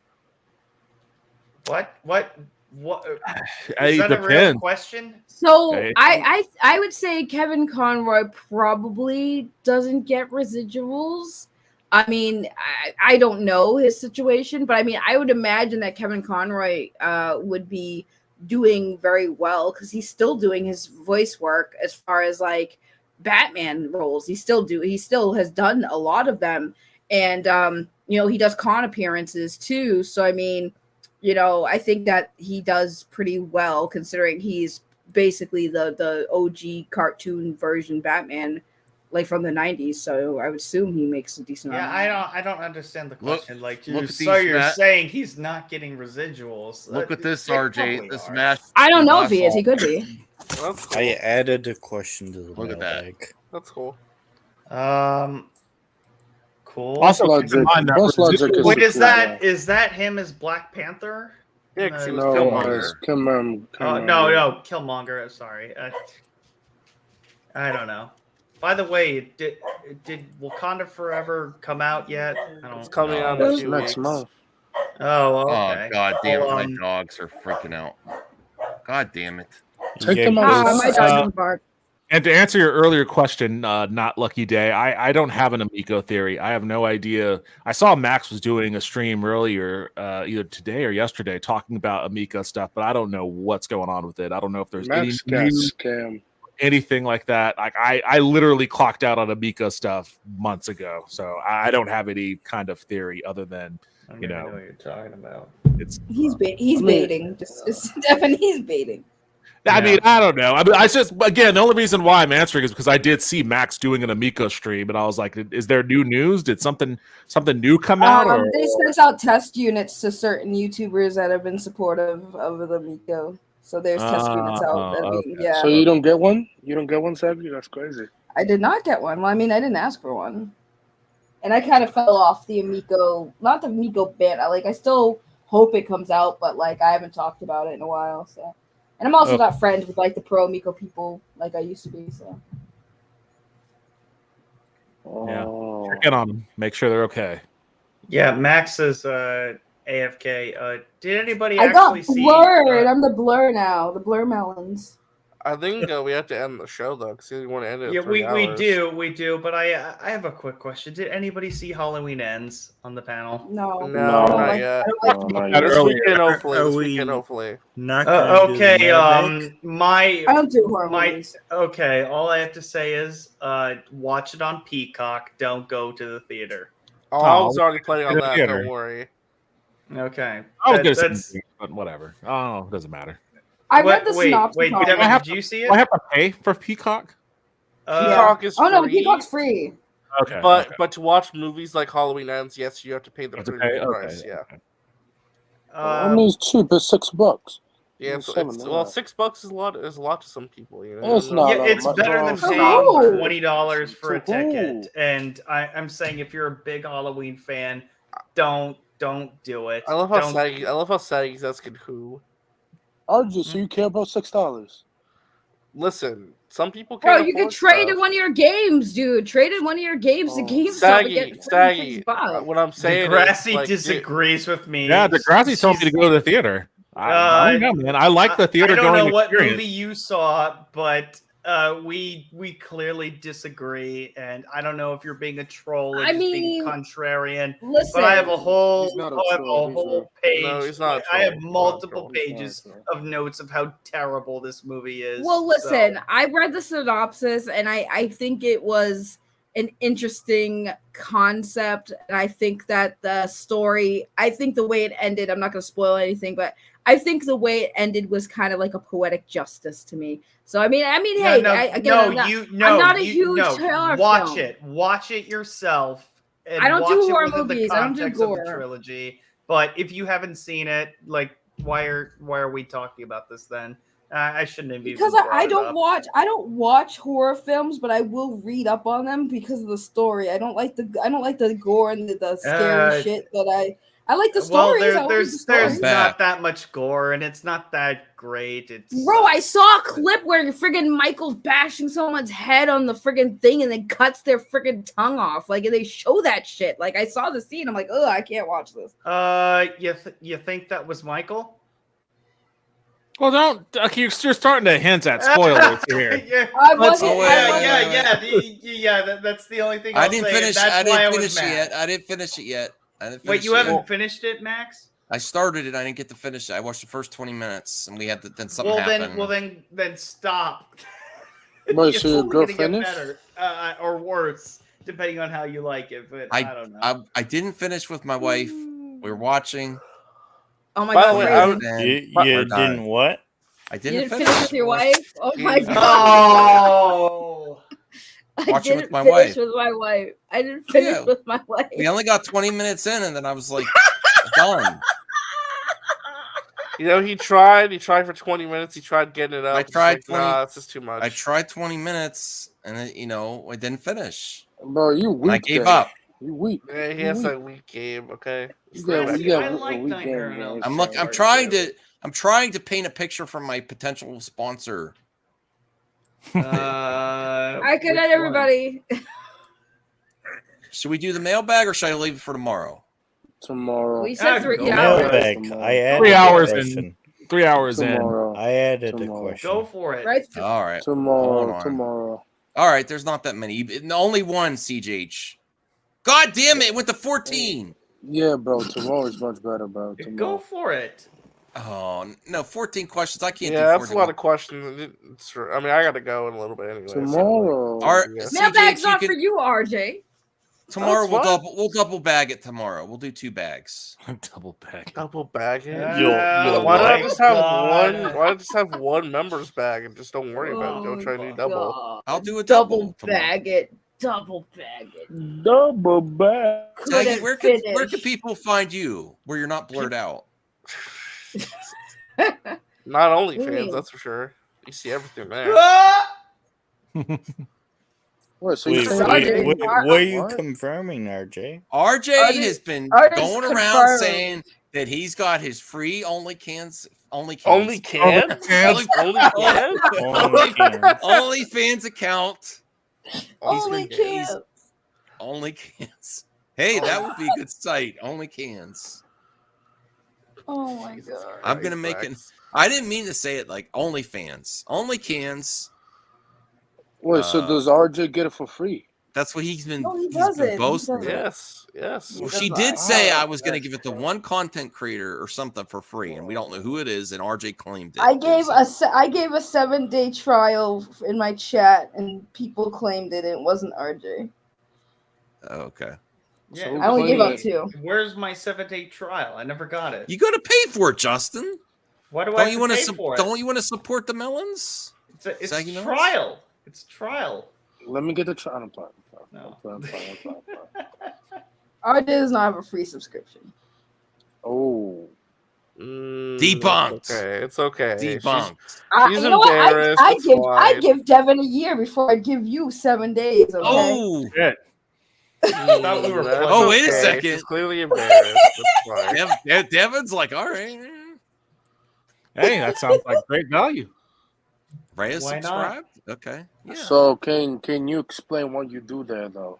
No, that's not. She doesn't have to go on trial every time she talks about her OnlyFans. It's only for fans, guys. It's only for fans. Why not? Yeah, Who cares? They post pictures of. I might start showing my chest on OnlyFans too. Well, no, nobody want to see that shit. Somebody might want to see it. I'm gonna start an OnlyFans where it's just pictures of ceiling fans. Oh, I think that's been done before. Has it? Yeah, it's been done. Maybe those hand fans. Do you recommend it, Rhea? Subscribe. She subscribed. See? I didn't know that, to be honest with you, because people ask me all the time, like, "Who subscribed to?" I'm like, first of all, I'm not going to tell anybody. That's not how it works. Saggy's not paying you $100 to look at her. That's not how it works, bro. You subscribe to her OnlyFans, then you.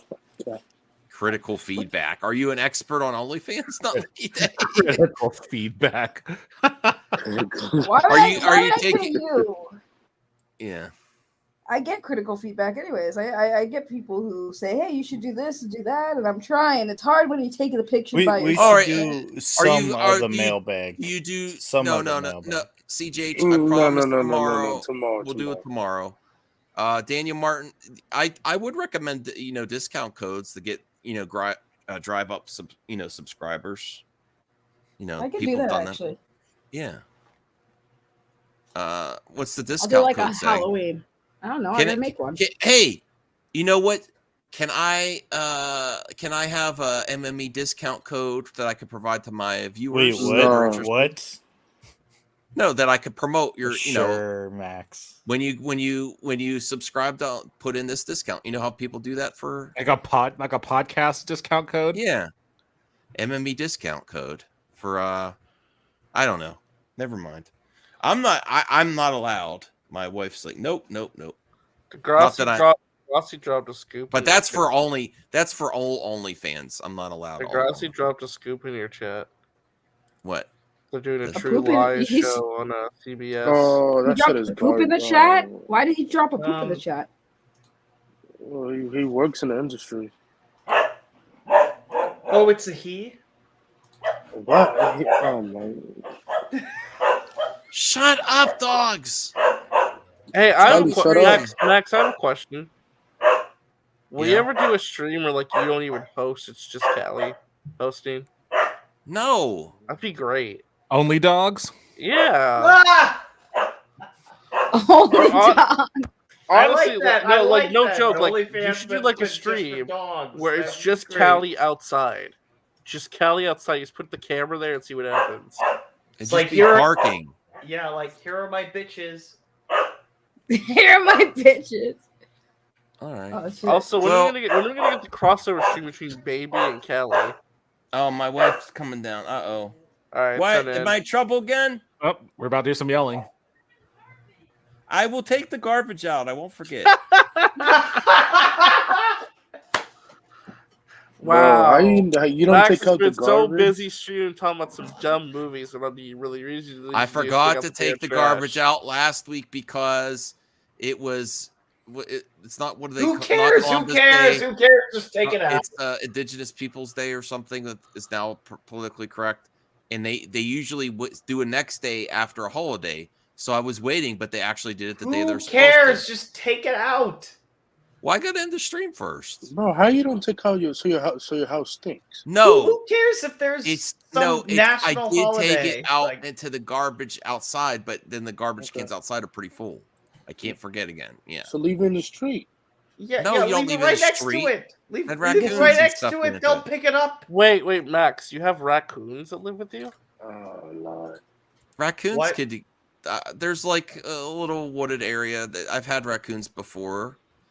Have you You ever got tried to raccoons. adopt Leave one them of them? alone. We don't care about your personal life. Wait, Max, would you like to adopt a raccoon one day? Oh, No. God. No, one time it Stop scared the shit out of me. I got out the door and it was in the tree and it hissed at me like.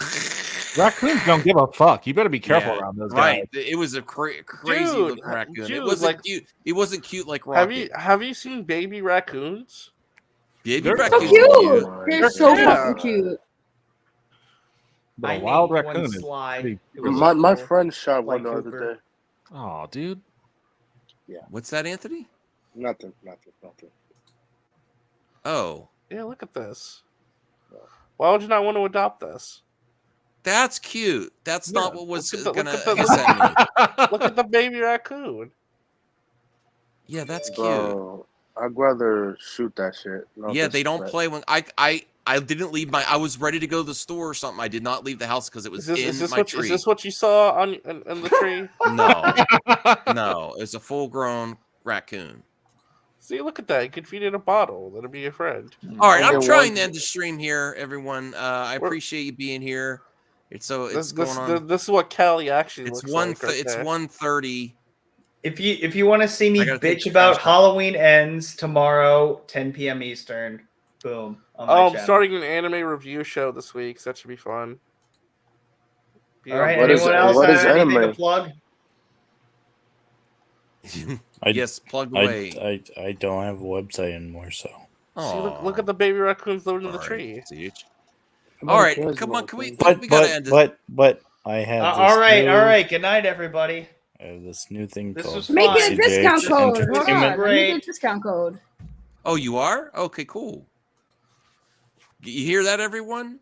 There's maybe an MME discount code for Saggy's OnlyFans. Go support. Let me the check how Saggy much I Arms. got. Let me check how much I got. Anthony's checking already. He's checking his wallet. Wow. Is it free? No, come on. All right. Goodbye, everyone. Wow. How do I share it? Oh, he left like that shit. That she's not gonna pay you 20%. He said 120%. Hey, Max, I have a question.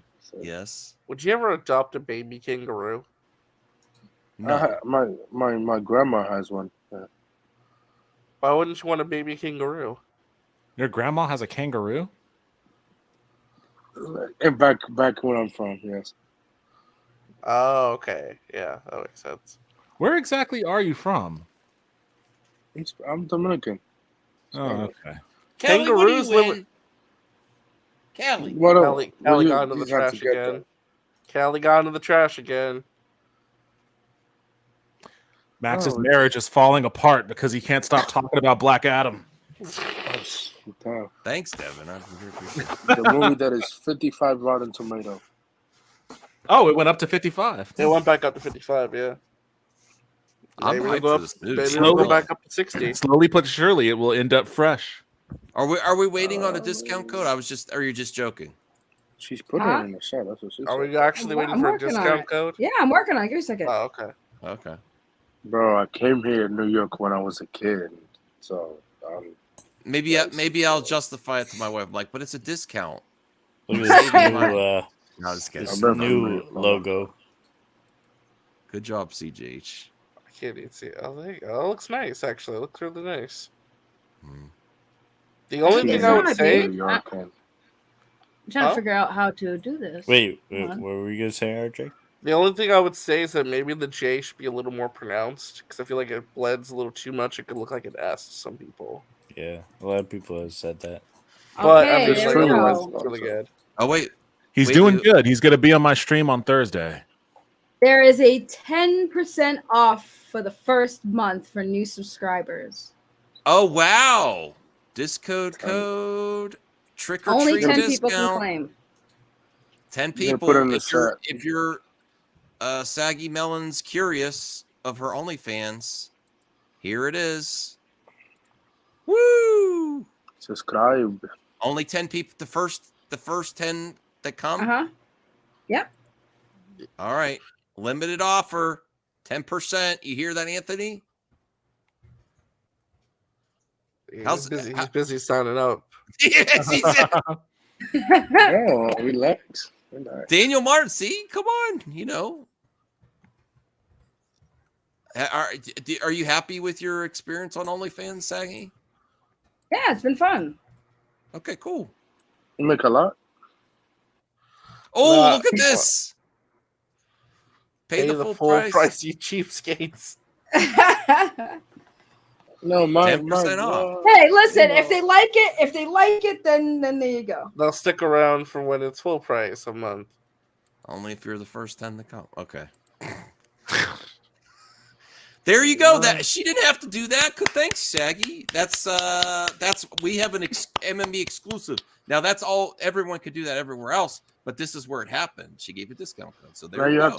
Now you have to say this stream is sponsored by Saggy. Check out OnlyFans. This stream has been sponsored by Saggy Melon's OnlyFans, where you can Shadow Legends get 10% off for 31 days. Right, you said a discount. There you go. 10% off. Yes. There you go. 50 cents. There you go. Save you guys 50 cents. RJ recommends it. Absolutely. RJ, of course, recommends it. RJ's Not Lucky Day says he. Not Lucky Day is thinking more about the Miko than Saggy Melon's. Listen, you'll actually. Saggy Melon's delivers, and television does not. Saggy Melon's delivers. I'll send you a test unit of my titties.